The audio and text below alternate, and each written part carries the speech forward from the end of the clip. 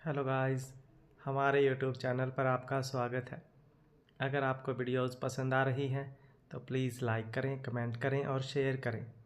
अगर आपने चैनल को अभी तक सब्सक्राइब नहीं किया है तो प्लीज़ चैनल को सब्सक्राइब करें। इंस्पेक्टर गैरीवाल के मुंह से ये सारी बातें सुनने के बाद विकी चौंक गया। उसे समझ नहीं आया कि जब उसने मुंह पर काले कपड़े बांधने वाली बात इंस्पेक्टर को बताई ही नहीं थी तो उसे कैसे पता चला। तभी अचानक से एक बात विकी के दिमाग में बिजली की तरह कौंधी। उसने मन ही मन कुछ सोचा और फिर इंस्पेक्टर गैरीवाल की तरफ देखकर कहा, सच सच बताओ इंस्पेक्टर, तुम्हें ये बात कैसे पता चली, वरना मुझसे बुरा कोई नहीं होगा। इंस्पेक्टर गैरीवाल ने जब विकी का ऐसा रवैया देखा, उन्होंने तुरंत ही विकी की तरफ देखकर कहा, विकी साहब, अगर मैं आपको साहब कहकर पुकार रहा हूँ और अगर मैं आपको इज्जत दे रहा हूँ तो आप ये मत भूलिए कि मुझे बेइज्जत करना भी आता है। अगर मैं आपको इज्जत दे रहा हूँ तो मैं भी ये उम्मीद करूँगा कि आप भी मुझे इज्जत दें और मुझसे इज्जत से बात करें। ये सुनते ही विकी ने आवेश में बोला, अपनी बकवास बंद करो और मुझे ये बताओ कि तुम्हें ये कैसे पता चला। कहीं तुमने ही तो उन लोगों को मुझे मरवाने के लिए भेजा था। जैसे ही विकी ने ये कहा, इंस्पेक्टर गैरीवाल को एक झटका लगा, क्योंकि विकी ने कहीं ना कहीं एक तरह से ये सच ही कह दिया था। और अब इस सच को सुनने के बाद इंस्पेक्टर गैरीवाल पूरी तरह से हैरान हो गए थे। उन्हें समझ नहीं आ रहा था कि वो इस वक्त कहें तो क्या कहें और किस तरह से रिएक्ट करें। उनके चेहरे पर आए भाव को विकी ने पढ़ते हुए कहा, एक मिनट, आप कुसुम के केस से जुड़े हुए हैं। और तो और मैं सबसे पहले आपके पास ही गया था कि मैं कुसुम के केस को रीओपन करवाने वाला हूं कोर्ट में, और उसके बाद फिर इस बात को मैंने किसी के साथ शेयर भी नहीं की। तो फिर वो शख्स आप ही हैं जिसको इस बारे में पता है कि मैं कुसुम के केस के बारे में छानबीन कर रहा हूँ और सबूत जुटा रहा हूँ। तो फिर वो शख्स आप ही होंगे जिनको मुझसे प्रॉब्लम है। तो इसका मतलब है कि आपने ही लोगों को मुझे मारने के लिए भेजा था। विकी आगे कुछ कहता, इतने में इंस्पेक्टर गैरीवाल ने उसकी बात काटते हुए कहा, साहब, आप मुझ पर ये कैसा इल्ज़ाम लगा रहे हैं। मैं एक रिस्पेक्टेड पुलिस वाला हूँ और आप ऐसे बिना किसी सबूत के मुझ पर इल्ज़ाम नहीं लगा सकते। आपको पता भी है इसका परिणाम क्या हो सकता है। मुझे आपको कानून सिखाने की ज़रूरत नहीं है, बाकी आप जानते ही हैं। तभी विकी ने कहा, इसलिए तो मैं आपको समझा रहा हूँ कि मुझे कानून सिखाने की आपको ज़रूरत नहीं है और मैं सब कुछ अच्छे से जानता हूँ। और मेरा दिमाग यही कह रहा है कि कहीं ना कहीं उन गुंडों को मुझे मरवाने के लिए आपने ही भेजा था। अगर मैं ये बात कोर्ट में रख दूंगा तो ये अपने आप प्रूफ हो जाएगा। इसलिए बेहतर यही होगा कि आप अपनी इस भूल को मान लीजिए। इंस्पेक्टर के पास अब कुछ कहने के लिए बचा ही नहीं था। वो चुपचाप उस जगह पर खड़े थे। तभी उन्होंने अचानक से कहा, अरे मुझे कुछ काम है, मुझे जाना होगा। थाने में एक और केस आया है, उसी सिलसिले में मुझे छानबीन करने के लिए जाना है। मैं आपसे बाद में मिलता हूँ। इतना कहने के बाद इंस्पेक्टर गैरीवाल जीप में बैठ गए। इतने में विकी ने अपना भारी आवाज़ में कहा, इंस्पेक्टर, एक बात मेरी याद रखना, इस बार तुमने जो गलती की उसे मैं पहली गलती समझकर माफ़ कर रहा हूँ। अगर दोबारा तुमने मुझे मारने के लिए अपने आदमी भेजे तो फिर इसका अंजाम ठीक नहीं होगा और मैं तुम्हें कोर्ट में घसीट सकता हूँ। इतना कहने के बाद विकी वहाँ से चला गया। इंस्पेक्टर गैरीवाल जीप से उतरे और यहाँ वहाँ टहलने लगे। वो ये भी देख रहे थे कि कहीं कांस्टेबल ने ये सब कुछ देखा तो नहीं था। इंस्पेक्टर गैरीवाल बड़े बेचैन नजर आ रहे थे। उनकी हालत कुछ ठीक नहीं लग रही थी। वो यहाँ विकी को समझाने आए थे, मगर विकी उनको समझाकर चला गया था। वहीं थोड़ी देर बाद कांस्टेबल भागता हुआ इंस्पेक्टर गैरीवाल के पास आया। उसने इंस्पेक्टर गैरीवाल को देखा तो पाया कि इंस्पेक्टर गैरीवाल के माथे से ठंडा पसीना बह रहा है। साथ ही साथ वो काफ़ी बेचैन नजर आ रहे हैं। और हालांकि कांस्टेबल अभी तक चाय की टपरी पर ही व्यस्त था, उसने ये भी देखने की हिमाकत नहीं की कि इंस्पेक्टर गैरीवाल से मिलने कौन आया था, क्योंकि कहीं ना कहीं वो इंस्पेक्टर गैरीवाल की बात सुनकर कांस्टेबल समझ गया था कि इंस्पेक्टर गैरीवाल जिस शख्स से भी मिलने आए हैं वो अपने काम के लिए आए हैं। मगर इस वक्त इंस्पेक्टर गैरीवाल को इस तरह परेशानी में देखकर कांस्टेबल को हैरानी हुई। उसने इंस्पेक्टर गैरीवाल से पूछा, क्या हुआ साहब, आप इस तरह घबराए हुए नजर आ रहे हैं, क्या बात हो गई, आपका काम नहीं हुआ क्या। इंस्पेक्टर गैरीवाल ने जब ये सुना तो उसने अपने कांस्टेबल को घूरा और फिर कहा, चलो गाड़ी में बैठो, हमें वापस थाने जाना है। तभी अचानक से उनका फ़ोन बजा। उन्होंने जब फ़ोन देखा तो एक अननोन नंबर से फ़ोन आ रहा था, मगर उस नंबर को देखने के बाद इंस्पेक्टर गैरीवाल के चेहरे पर एक डर दिखाई देने लगा। साथ ही साथ एक हड़बड़ाहट उनके चेहरे पर और उनके अंदाज में झलकने लगी। उन्होंने कांस्टेबल से कहा, एक अर्जेंट कॉल है, मैं बात करके आता हूँ, तुम यहीं रहना। इतना कहने के बाद इंस्पेक्टर गैरीवाल जीप से दूर गए और फिर जल्दी से फ़ोन उठाया। फ़ोन के उस पार से एक भारी आवाज़ आई, क्या हुआ इंस्पेक्टर, सब ठीक है ना। इस पर इंस्पेक्टर ने कहा, जी जी साहब, सब ठीक है और क्या ही हो सकता है।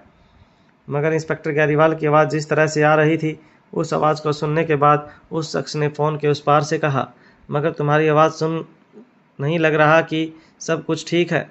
देखो, सच सच बताओ कि आखिर बात क्या है। ये सुन इंस्पेक्टर गैरीवाल ने कहा, एक परेशानी आ गई है और वो परेशानी ऐसी है कि उस परेशानी के कारण आप भी टेंशन में आ सकते हैं। इंस्पेक्टर गैरीवाल इतना कहने के बाद चुप हो गए। तभी फ़ोन के उस पार से आवाज़ आई, ऐसी कौन सी परेशानी आ गई है बताओ, और अगर परेशानी आ भी गई है तो क्या तुम उसे सॉल्व नहीं कर पा रहे हो, जो मुझे तुम कंप्लेन कर रहे हो। आज तक तो तुमने सब कुछ खुद ही हैंडल किया है, मुझे तो कभी दखल देने की ज़रूरत ही नहीं पड़ी, तो फिर आज क्या हो गया। ये सुनते ही इंस्पेक्टर गैरीवाल ने कहा, क्या करूं साहब, इस बार हालात ही ऐसे हो गए हैं कि मुझे कुछ समझ नहीं आ रहा है। इतना कहने के बाद इंस्पेक्टर गैरीवाल फ़ोन पर उस शख्स से कुछ बातें करने लगे। वहीं जीप में बैठा कांस्टेबल यही सोच रहा था कि आखिर ये सब हो क्या रहा है। एक तरफ जहां कांस्टेबल इंस्पेक्टर गैरीवाल के बारे में ये सब सोच रहा था, तो वहीं दूसरी तरफ अनिका ने जब घड़ी की ओर देखा तो उसने पाया कि शाम के 4 बज चुके हैं, मगर रोहित अब तक वापस नहीं आया था। रोहित को कमरे में ना देख उसे बड़ी हैरानी हुई। अनिका को समझ नहीं आया कि आखिर रोहित को इतनी देर क्यों हो गई, और आखिर ऐसा क्या हो गया जो रोहित घर आने में इतनी देर कर रहा था। जब अनिका को कुछ समझ नहीं आया तो उसने रोहित को फ़ोन लगाया, मगर रोहित ने फ़ोन नहीं उठाया। ये देख वो हाल ही में यहाँ वहाँ टहलने लगी। इस वक्त उसके मन में बहुत सी बातें चल रही थी, मगर इसी बीच उसके मन ही मन में ये फैसला किया कि एक बार जब रोहित आएगा तो सामने से सॉरी कहेगी, क्योंकि कहीं ना कहीं आज से पहले अनिका ने रोहित पर शक किया था और उसने रोहित को जज किया था। अनिका भी रोहित के बारे में यही सोच रही थी। इतने में अचानक से उसका फ़ोन बजा। अनिका ने जब अपने फ़ोन की स्क्रीन पर देखा तो उसे लगा कि रोहित का फ़ोन आ रहा था, मगर तभी उसे एहसास हुआ कि उसे एक अननोन नंबर से फ़ोन आ रहा था। उस नंबर को देखने के बाद अनिका कुछ देर तक सोच में पड़ गई, मगर फिर उसने जल्दी से फ़ोन उठाया और टेरेस गार्डन की तरफ चली गई। वो ये सोच रही थी कि अगर बच्चों ने उसकी बात सुन ली तो ठीक नहीं होगा, क्योंकि कहीं ना कहीं अनिका को शक था कि उसे विकी कॉल कर रहा होगा, क्योंकि विकी को जब भी कॉल करना होता था वो अलग अलग नंबर से ही करता था। इस वक्त अनिका को भी यही लग रहा था। उसने जब अपना फ़ोन उठाया तो फ़ोन के उस पार से विकी की आवाज़ आई। विकी की आवाज़ सुनते ही अनिका समझ गई कि उसका शक सही था, मगर अनिका इस वक्त ये देखकर हैरान थी कि अभी कुछ घंटे पहले ही वो विकी से मिलकर आई थी और उससे बात करके आई थी, तो फिर अब अचानक से विकी को क्या हो गया था जो उसने इस तरह से कॉल कर दिया था। साथ ही साथ अनिका ने विकी को मना किया था कि वो इस तरह से अनिका को कॉल ना करे, क्योंकि ये खतरे से खाली नहीं है, मगर इसके बावजूद भी विकी ने कॉल किया था। अब अनिका मन ही मन यही सोच रही थी कि ज़रूर कोई ऐसी बात होगी जिसके कारण विकी ने उसे कॉल किया था। तभी अनिका ने फ़ोन पर कहा, क्या हुआ विकी, तुमने इस वक्त इस अननोन नंबर से फ़ोन किया, क्या कुछ ज़रूरी बात है। तभी विकी की उस पार से आवाज़ आई, हाँ, मैं भी इस वक्त इंस्पेक्टर गैरीवाल से मिलने आया था। अनिका ने जैसे ही इंस्पेक्टर गैरीवाल का नाम सुना, पहले तो उसे गुस्सा आया, क्योंकि इंस्पेक्टर गैरीवाल का नाम सुनने के बाद अनिका ना जाने क्यों चिढ़ जाती थी।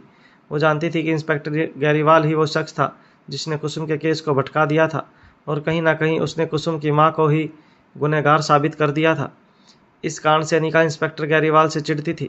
मगर तभी उसने विकी से सवाल किया, मगर क्यों इंस्पेक्टर गैरीवाल से तुम क्यों मिलने गए थे, आखिर क्या बात हो गई, और इंस्पेक्टर गैरीवाल से क्या क्या बातें हुई। इसके बाद विकी ने अनिका को पूरी बात बताई। पूरी बात सुनने के बाद अनिका का रिएक्शन बहुत ही अजीब था। उसे भी जब ये पता चला कि इंस्पेक्टर गैरीवाल ही वो आदमी है जिसने विकी को मारने के लिए अपने गुंडे भिजवाए थे, तब अनिका भी समझ गई कि इंस्पेक्टर गैरीवाल पुलिस के भेष में एक गुंडे से कम नहीं है। अनिका ये सब सोच रही थी, इतने में विकी ने फ़ोन के उस पार से कहा, अनिका, वैसे तुमसे कुछ और कहने के लिए मैंने तुम्हें फ़ोन किया था। तभी अनिका ने तपाक से पूछा, हाँ बताओ, क्या बात है। अनिका की ये बात सुनने के बाद विकी सोचने लगा कि वो अपनी बात कहे या नहीं। उसे अपनी बात कहने में संकोच हो रहा था, पर आखिर में उसने कुछ सोचने के बाद कहना शुरू किया, मुझे लगता है कि एक बार हम दोनों को वापस से कुसुम के घर के पास जाना होगा। एक बार हमें लकड़ी बाज़ार वापस जाना होगा और अपनी तरफ से छानबीन करनी होगी। विकी ने जब ये बात कही तो अनिका को हैरानी हुई। उसे समझ नहीं आया कि आखिर विकी क्यों चाहता था कि अनिका उसके साथ लकड़ी बाज़ार जाए, और तो और विकी से बात अच्छी तरह से जानता था कि अनिका के लिए ये कितना मुश्किल भरा हो सकता था, क्योंकि उसे फिर से रोहित के सामने कोई बहाना बनाना पड़ता या फिर कोई कहानी बनानी पड़ती, और अनिका इस वक्त ये नहीं चाहती थी, क्योंकि उसे पहले से ही बुरा लग रहा था कि उसने रोहित पर शक किया था और उसके मन में इसको लेकर गिल्ट भरा हुआ था। मगर वहीं दूसरी तरफ विकी के मन में इस वक्त कुछ और ही चल रहा था। इस समय विकी ही जानता था कि वो जो कह रहा था उसके पीछे आखिर क्या कारण है, और अनिका भी कहीं ना कहीं यही सोच रही थी कि आखिर विकी ने उसके सामने ऐसी बात क्यों कही थी। जब अनिका को समझ नहीं आया और उसने देखा कि अब विकी भी शांत नजर आ रहा है, तब अपनी खामोशी तोड़ते हुए अनिका ने विकी से सवाल किया, मैं तुम्हारी बात समझ नहीं पाई, हम कुसुम के घर क्यों जाएंगे? और अगर मान लो तुम्हें कुछ सबूत जुटाने भी हैं तो तुम वहाँ जाकर पूछताछ करो, जो करना है करो, मेरा वहाँ पर जाना क्यों ज़रूरी है? अनिका की ये सारी बातें सुनने के बाद विकी ने कहा, देखो क्या तुम्हें मुझ पर भरोसा नहीं है? तुम इस वक्त बस इतना जान लो कि तुम्हारा वहाँ जाना बहुत ज़रूरी है। अगर तुम मेरे साथ नहीं गई तो फिर हमारा काम नहीं हो पाएगा। अनिका ये सुनकर हैरान हो गई। उसने पहले तो कुछ देर मन ही मन सोचा और फिर उसने फ़ोन पर तपाक से पूछा, क्या मतलब है तुम्हारा? और मैं वहाँ जाकर क्या करूँगी? अगर किसी ने देख लिया तो और फिर मैं रोहित को क्या जवाब दूँगी? अनिका को समझ नहीं आ रहा था कि आखिर विकी उसे अपने साथ लकड़ी बाजार क्यों ले जाना चाहता था। अनिका ने जब ये सवाल विकी से पूछा तो विकी ने कहा, देखो अनिका, अब हम इस केस में बहुत आगे बढ़ चुके हैं। हमारे सामने कुसुम का गुनहगार भी आ चुका है, इसलिए अब हमें सोच समझकर काम लेना होगा। और मैं तुम्हें कुसुम के घर साथ में चलने के लिए इसलिए बोल रहा हूँ क्योंकि वहाँ बहुत सी औरतें हैं जिनसे मैं बात नहीं कर सकता, क्योंकि मैं उनसे बात करता हूँ तो वो मुझे सही से जवाब नहीं देती। तुम एक औरत हो, तुम उनको अपने इमोशन समझा सकती हो, और जब तुम उनको अपनी बात समझाओगी तो हो सकता है कि वो भी समझ जाएं और वो कुछ ऐसा हमें बता दें जिसके कारण हमें और कुछ पता चले। इसलिए मैं चाहता हूँ कि तुम मेरे साथ चलो।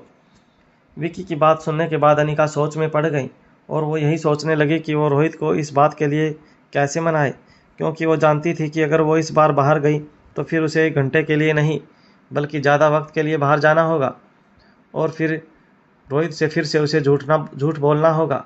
और अनिका इस वक्त नहीं कहीं ना कहीं ये चाहती थी कि उसे रोहित से झूठ ना बोलना पड़े। उसके मन में यही चल रहा था कि उसे रोहित पर शक करके पहले ही बहुत बड़ी गलती कर दी थी, और अभी इस तरह से झूठ बोलकर बाहर जाना अनिका के लिए ठीक नहीं होगा।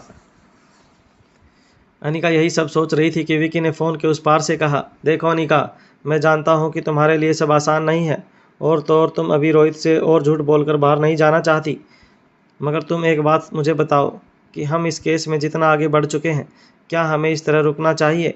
और तुम एक बात जान लो अनिका, सागर सान्याल इतना बड़ा आदमी है कि एक सीसीटीवी फुटेज की मदद से हम कोर्ट में उसे गुनहगार साबित नहीं कर सकते, क्योंकि हम जैसे ही कोर्ट में ये कहेंगे कि उस सीसीटीवी फुटेज में सागर सान्याल दिखाई दे रहा है तो सागर सान्याल का वकील कई सारे दाव करने लगेगा और वो झूठे गवाहों को लाकर खड़ा कर देगा और एक नई कहानी को बना देगा। तो इसलिए हमें अपनी तरफ से पूरी कोशिश करनी होगी। इतना कहने के बाद विकी ने आगे कहना शुरू किया, मैं तुम्हें अपने साथ चलने के लिए इसलिए कह रहा हूँ क्योंकि पिछली बार जब मैं कुसुम के घर पर गया था तो उसके घर के सामने जो उसका पड़ोसी रहता है उसकी मुझसे ठीक से बात तक नहीं हुई। इसलिए मैं यही चाहता हूँ कि जब तुम मेरे साथ जाओ तो हो सकता है वो तुम्हारी बात समझ जाए और उसे लगे कि कुसुम को इंसाफ मिलना कितना ज़रूरी है। इसलिए तुम्हें जाकर कुसुम के घर के आस पड़ोस में पूछताछ करनी होगी और तुम्हें ये पता लगाना होगा कि आखिर उनके पड़ोसियों को और क्या पता है। तब हमें जाकर ये पता चलेगा कि आखिर सागर सान्याल उस रात वहाँ क्यों गया था, आखिर उसकी क्या मजबूरी रही थी। जैसे ही विकी ने मजबूरी शब्द अपने मुंह से निकाला, अनिका ने चिढ़ते हुए विकी से कहा, तुम मजबूरी क्यों कह रहे हो? तुम्हें पता है सागर सान्याल किस तरह का इंसान है? उसने एक लड़की की ज़िंदगी बर्बाद कर दी, और वो भी किस तरह की लड़की। खुद सोचो वो कितना घटिया आदमी है कि उसने उसकी माँ के सामने ही उसकी बेटी का बलात्कार किया, और अभी भी तुम ये कह रहे हो कि सागर सान्याल ने ये सब कुछ मजबूरी में किया होगा। तुम ऐसा सोच भी कैसे सकते हो? अनिका की नाराज़गी देखकर विकी समझ गया कि अनिका कुसुम के लिए बहुत ज़्यादा बुरा फील कर रही थी, मगर इस वक्त विकी ये भी जानता था कि उसने मजबूरी शब्द का इस्तेमाल क्यों किया था। उसने अपनी बात समझाते हुए अनिका से कहा, देखो अनिका, मैं तुम्हारी भावनाओं को समझ रहा हूँ, मगर तुमसे मेरा बस एक ही सवाल है, तुम मुझे मेरे सवाल का जवाब दे दो, उसके बाद मैं तुम्हें कुछ नहीं कहूँगा। इतना कहने के बाद विकी कुछ देर शांत हुआ और फिर उसने अपना सवाल पूछते हुए कहा, तुम ये मानती हो ना कि सागर सान्याल कितना बड़ा और रईस आदमी है? वो अगर शराब भी पीता है तो हाई ब्रांड का, और तो और वो होटल पैराडाइज में भी रहता है, वो भी सबसे महंगे वाले कमरे में। वो ऐशो आराम की ज़िंदगी जीता है, अपने पीछे लाखों वो ऐसे ही उड़ा देता है, तो क्या वो किसी लड़की को ख़रीद नहीं सकता? या क्या किसी लड़की को वो अपने पास बुला नहीं सकता? अरे सागर सान्याल के पास तो इतना पैसा है कि वो हर रात एक नई लड़की को अपने पास बुला सकता है। वो पैसों से क्या कुछ नहीं कर सकता। ऐसे में उसने उस लड़की की ज़िंदगी बर्बाद की जो गरीब थी, जो लाचार थी। आखिर क्यों? सबसे बड़ा सवाल ये है, और मुझे इसी का जवाब जानना है कि आखिर सागर सान्याल ने ऐसा क्यों किया। क्या उसने ये सब नशे में किया या फिर जानबूझकर? विकी की बात सुनकर अनिका भी सहमत थी।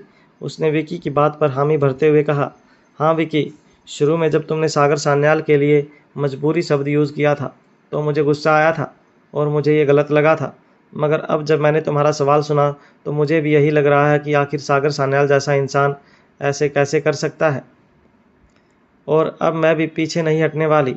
तुमने सही कहा कि इस केस में हम इतने आगे आ चुके हैं कि अब हम यहाँ से पीछे नहीं हट सकते। तो मुझे बता दो कि लकड़ी बाज़ार कब जाना है, तो मैं उसी तरह से आ जाऊँगी। इतना कहने के बाद अनिका शांत हो गई। उसने मन ही मन एकदम निश्चय कर लिया था कि चाहे कुछ भी हो जाए, वो कुसुम को इंसाफ दिला कर रहेगी। और अगर उसे रोहित से एक बार नहीं, बार बार झूठ बोलना पड़े तो वो बोलेगी, क्योंकि अनिका जानती थी कि वो सही थी। और कहीं ना कहीं एक वक्त के बाद रोहित को अनिका सब सच बताने वाली थी, या यूं कहें कि रोहित को ही नहीं बल्कि सबको सच पता चलने वाला था। और अनिका को यही लग रहा था कि सबको सच पता चलते ही सबको खुशी होगी, कोई भी उस पर गुस्सा नहीं करेगा। इस कारण से अनिका अब कॉन्फिडेंट नजर आ रही थी और अब वो विकी के साथ कुसुम के घर जाने के लिए तैयार हो गई थी। विकी ने अनिका से फ़ोन पर कहा, देखो अनिका, हमारे पास वक्त की बहुत कमी है, इसलिए अगर तुम 1 घंटे में आ सकती हो तो हम 5 बजे यहाँ से निकल जाएंगे। और शाम का वक्त है तो हमें बहुत सारे लोग घर पर ही मिलेंगे, तो हम आसानी से उनसे पूछताछ कर सकते हैं। उसके बाद फिर तुम वापस होटल जाना। तुम्हें ज़्यादा वक्त भी नहीं लगेगा, मगर हाँ 3 से 4 घंटे का वक्त तुम्हें लेकर आना होगा, क्योंकि मैं नहीं चाहता कि पूछताछ में हमें देरी हो तो फिर तुम्हें जल्दबाजी में होटल आना पड़े। इसलिए अगर तुम 3-4 घंटे का वक्त लेकर आओगी तो फिर यह हमारे लिए सही होगा। तुम रोहित को और अपने बच्चों को कह देना कि तुम 8 या 9 बजे तक वापस लौट आओगी। और अगर तुम्हें अकेले आने में ठीक नहीं लगेगा तो फिर मैं तुम्हें होटल तक छोड़ने आ जाऊँगा, या फिर जैसा तुम्हें ठीक लगे। बस मैं यही चाहता हूँ कि आज हम लोग कुसुम के पड़ोसियों से पूछताछ कर लें और ये पता कर लें कि आखिर उनको और क्या क्या पता है। विकी ने जब अनिका को समय के बारे में बताया तो उसके चेहरे पर हैरानी साफ साफ झलकने लगी। उसका पूरा शरीर सुन्न पड़ गया था। अनिका अब यही सोचने लगी कि शाम के इस वक्त वो बाहर जाए तो जाए कैसे, और तो और जब वो रात को 8 से 9 बजे तक घर लौट कर आएगी तो फिर रोहित क्या उसे ऐसे ही आने देगा? क्या वो उसे कोई सवाल नहीं पूछेगा? और क्या बच्चे भी अनिका से कोई सवाल नहीं पूछेंगे? अनिका इस वक्त कन्फ्यूज़न में थी, मगर अब उसने विकी को हाँ कह दिया था। उसे ना कहने में भी ठीक नहीं लग रहा था, मगर अनिका जानती थी कि उसे कुछ तो तिगड़म लगाना होगा। इतने में उसने देखा कि शाम के 4:30 बज चुके हैं, मगर अभी तक रोहित वापस लौट कर नहीं आया है। ये देख अनिका के दिमाग में अचानक से एक आइडिया आया। उसके चेहरे पर अचानक से एक चमक आ गई। उसने फ़ोन पर विकी से आत्मविश्वास के साथ कहा, ठीक है विकी, मैं तुम्हें 5 बजे मिलती हूँ। तुम आ जाना और प्लीज़ जल्दी करना ताकि मुझे वापस आने में देरी ना हो। तुम समझ रहे हो ना?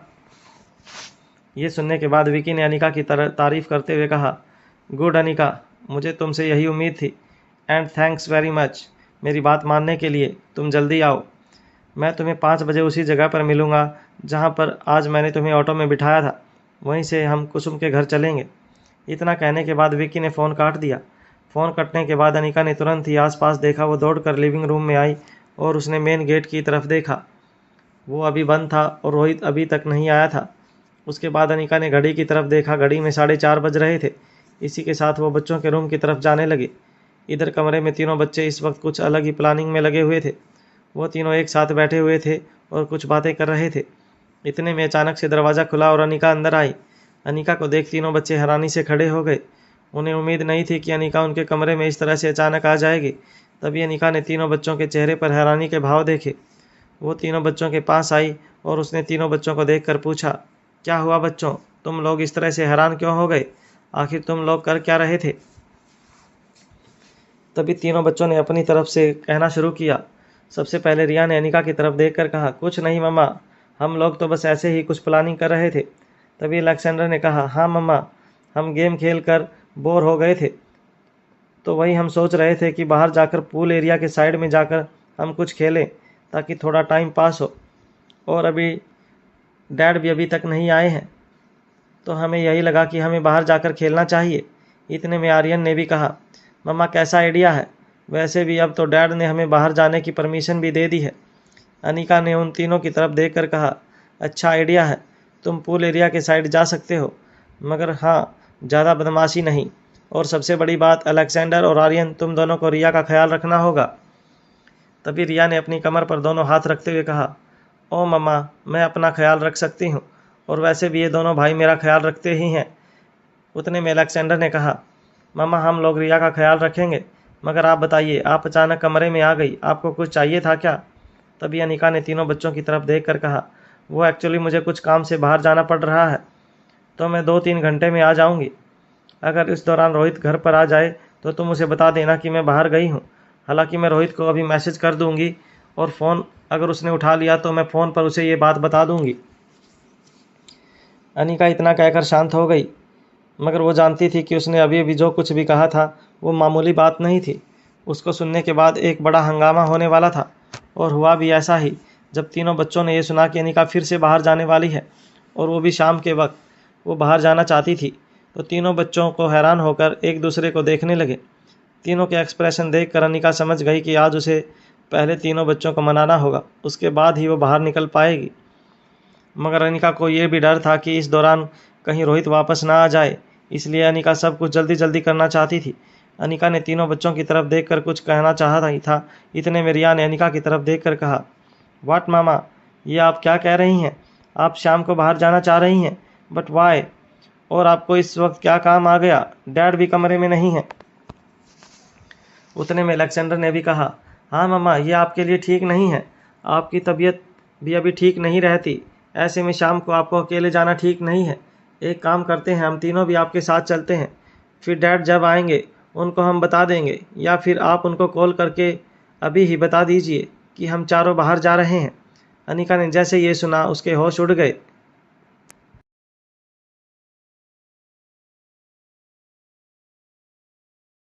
हेलो गाइस, हमारे यूट्यूब चैनल पर आपका स्वागत है। अगर आपको वीडियोस पसंद आ रही हैं तो प्लीज़ लाइक करें, कमेंट करें और शेयर करें। अगर आपने चैनल को अभी तक सब्सक्राइब नहीं किया है तो प्लीज़ चैनल को सब्सक्राइब करें। अलेक्जेंडर ने जब अनिका से ये कहा कि वो तीनों भी उसके साथ आना चाहते हैं, उसके बाद अनिका ब्लैंक हो गई। उसे समझ नहीं आ रहा था कि अब वो बच्चों से क्या कहे। काफ़ी देर तक सोचने के बाद अनिका ने अलेक्जेंडर की तरफ देख कर कहा, नहीं बच्चों, मुझे पता है कि तुम्हें मेरी फ़िक्र है, मगर तुम लोग चिंता मत करो, मैं यहीं पास में ही जा रही हूँ, और मैं जल्दी वापस आ जाऊँगी। और वैसे भी मेरा फ़ोन हर वक्त चालू ही रहेगा, तो अगर तुम्हें कुछ चाहिए होगा या तुम्हें अगर कोई मुझसे बात करनी होगी तो तुम मुझे कॉल कर सकते हो। और तो और मैं रोहित को बता कर ही जाऊँगी, मैं ऐसे ही बिना बताए नहीं जाने वाली, तो इसलिए तुम लोग मेरी फ़िक्र मत करो, तुम लोग यही रहना, और अगर पूल एरिया तरफ जाओगे तो भी अपना ख्याल रखना।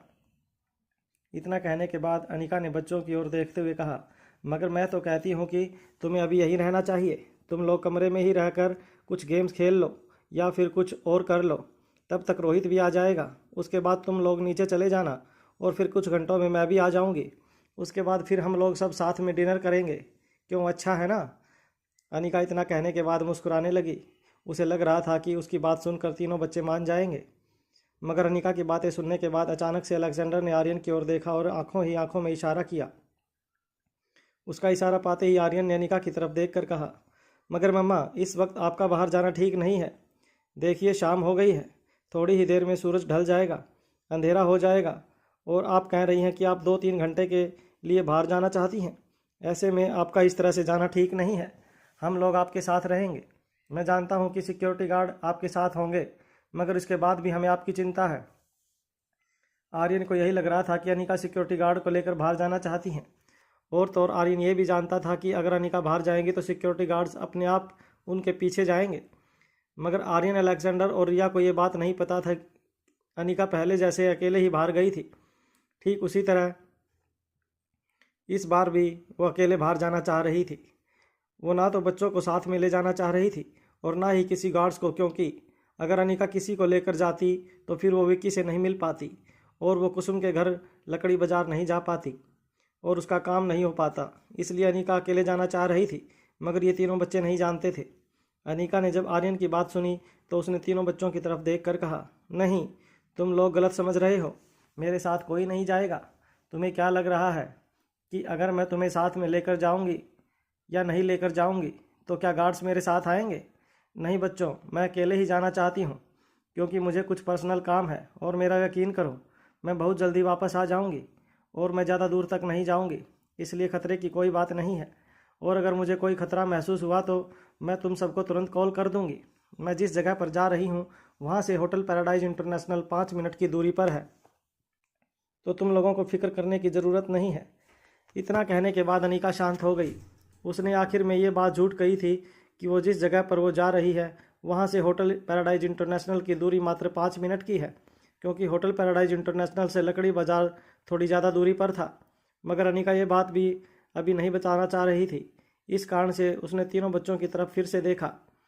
जब उसे लगा कि तीनों बच्चे अभी भी कन्विंस नहीं लग रहे हैं तो उन्हें तीनों बच्चों की तरफ देखकर अनिका ने कहा, मैं जानती हूँ कि तुम्हें मेरी फिक्र है, मगर क्या तुम लोग नहीं चाहते कि मेरी याददाश्त वापस आ जाए? इतना कहने के साथ ही अनिका चुप हो गई और तीनों बच्चों की ओर देखने लगी। वो जानती थी कि अब बच्चे उसे बाहर जाने से मना नहीं करेंगे।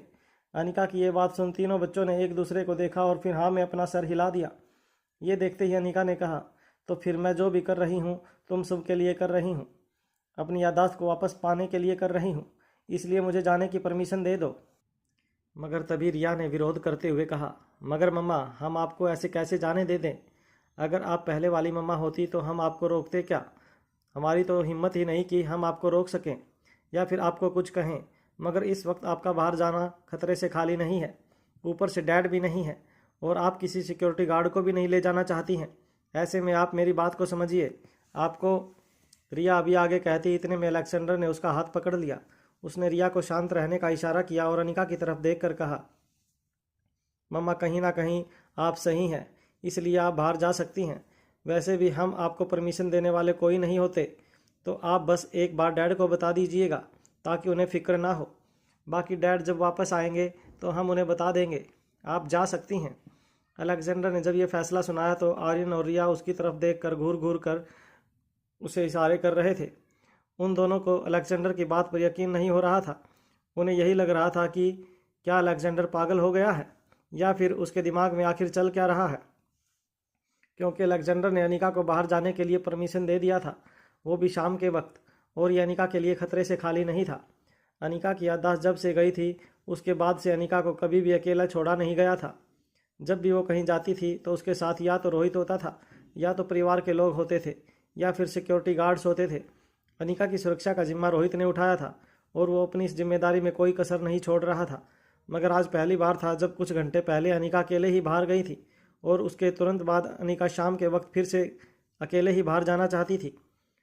ये बात रिया और आर्यन को खल रही थी, मगर आर्यन के मन में इस वक्त कुछ और ही चल रहा था। दोनों भाई बहन अलेक्जेंडर को कुछ कहते, इतने में उसने दोनों की तरफ देखकर कहा, देखो, मैं जानता हूँ कि तुम दोनों के मन में बहुत कुछ चल रहा है, मगर मैं तुम दोनों को बस यही कहूँगा कि मम्मा अब इतनी समझदार हैं कि वो अब अपना फ़ैसला खुद ले सकती हैं और हम कोई नहीं होते कि जो उनके फ़ैसले को रोके या फिर उन्हें बाहर जाने से मना करें। और जब वो कह रही हैं कि वो ज़्यादा दूर नहीं जाएंगी तो फिर तुम दोनों इतना ओवर रिएक्ट क्यों कर रहे हो? मम्मा को भी खुश होने का पूरा हक है। अलेक्जेंडर के मुंह से जब ओवर रिएक्ट शब्द आर्यन और रिया ने सुना तो उन्हें हैरानी हुई। उन्हें समझ नहीं आ रहा था कि अचानक से उसके भाई को क्या हो गया था। जो अलेक्जेंडर अभी कुछ देर पहले अनिका के बाहर जाने से हैरान था और वो उन दोनों के साथ मिलकर अनिका को बाहर जाने के लिए रोक रहा था, वहीं अलेक्जेंडर अब अचानक से अनिका को यानी अपनी मम्मा को बाहर जाने के लिए कह रहा था। ये बात ना तो आर्यन को समझ में आ रही थी और ना ही रिया को, मगर अलेक्जेंडर के मन में इस वक्त कुछ चल रहा था।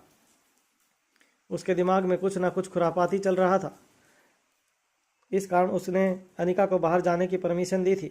वहीं अनिका खुश तो थी, मगर वो भी ये सोच रही थी कि अचानक से उसके बेटे अलेक्जेंडर ने उसे बाहर जाने के लिए परमिशन क्यों और कैसे दे दिया था। वो ये जानना चाहती थी कि आखिर उसके मन में क्या चल रहा है। मगर तभी अनिका ने घड़ी की तरफ देखा। घड़ी में 4:45 हो चुके थे। अनिका समझ गई थी कि उसके पास अब ज़्यादा वक्त नहीं था। वो कुछ कहती, इतने में रिया ने अनिका की तरफ देखकर कहा, मम्मा, अलेक्जेंडर लगता है पागल हो गया है। ये कभी भी कुछ भी बोलता है, इसलिए मैं आपको यही कहूँगी कि आपको इस वक्त बाहर नहीं जाना चाहिए। तभी रिया का हाथ पकड़ते हुए अलेक्जेंडर ने उसकी तरफ देखकर कहा, रिया, तुम ज़्यादा बनोगी। मैं कह रहा हूँ कि मम्मा को बाहर जाने दो। और वैसे भी हम कौन होते हैं उनको रोकने वाले, वो हमारी मम्मा है। तभी आर्यन ने अलेक्जेंडर की तरफ देख कर कहा, ये तुम कैसी बातें कर रहे हो? ये बात हम जानते हैं कि मम्मा हमसे बड़ी हैं और वो कहीं भी आ जा सकती हैं, उन्हें हमारी परमिशन लेने की ज़रूरत नहीं है। मगर तुम ये मत भूलो कि मम्मा की तबीयत कैसी है और अभी हाल ही में उनके साथ क्या हुआ था। अगर ऐसे में डैड को पता चलेगा तो फिर तुम्हें समझ में भी आ रहा है क्या होगा। और तुम। तभी अलेक्जेंडर ने आर्यन को आंखों ही आंखों में कुछ इशारा किया। अलेक्जेंडर का इशारा समझ आर्यन चुप हो गया।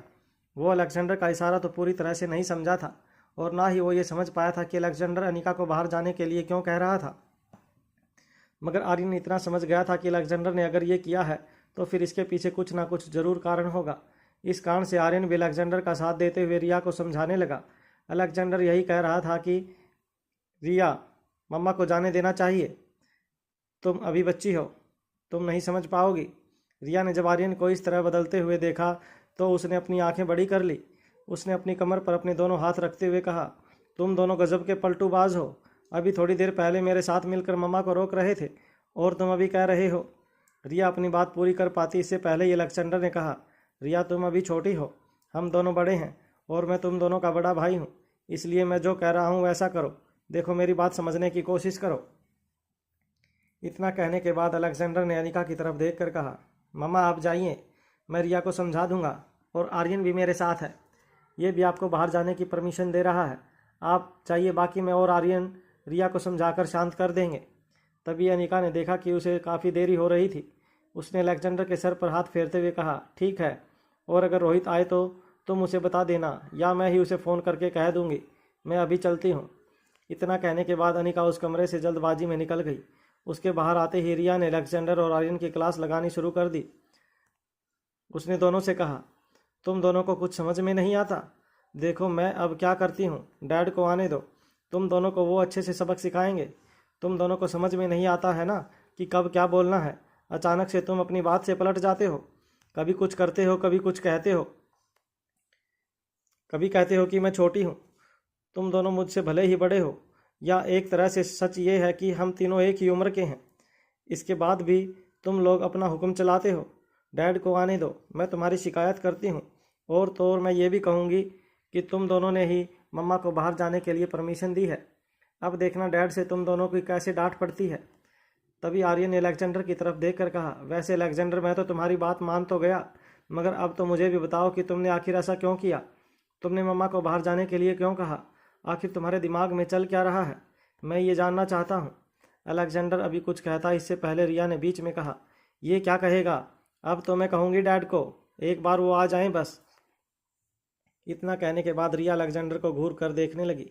अलेक्जेंडर ये बात अच्छे से समझ रहा था कि रिया को अनिका की फिक्र हो रही थी, इसलिए वो इस तरह से रिएक्ट कर रही थी और इसलिए वो अनिका को बाहर नहीं जाने देना चाहती थी। मगर अलेक्जेंडर के चेहरे पर जरा भी घबराहट नजर नहीं आ रही थी। रिया ने जब ये देखा तो उसे हैरानी हुई। उसने फिर से कहा, देखो, इसके चेहरे पर कोई भी डर, कोई भी घबराहट नहीं है। ना जाने अलेक्जेंडर को क्या हो गया है अचानक। तभी अलेक्जेंडर ने कहा, मैंने ये सब इसलिए किया क्योंकि मेरे दिमाग में एक प्लान है। ये सुनते ही रिया और आर्यन हैरान हो गए।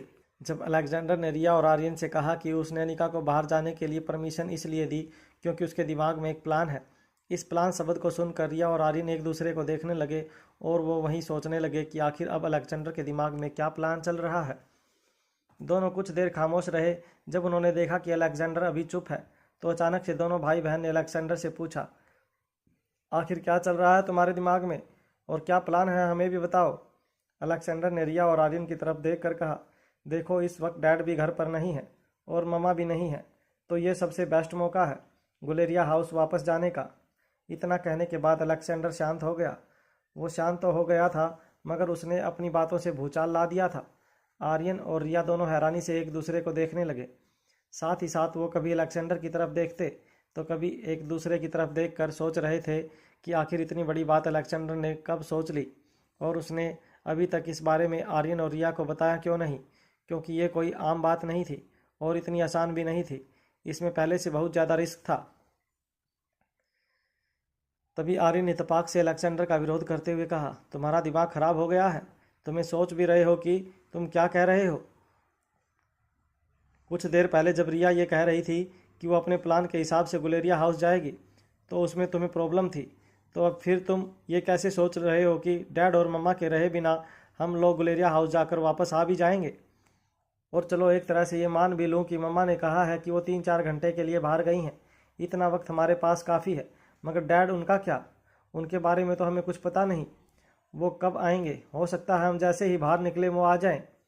इतना कहने के बाद आर्यन ने आगे कहा, और सबसे बड़ी बात, तुम ये मत भूलो कि डैड ने हमें इस शूट से बाहर जाने की परमिशन दी है।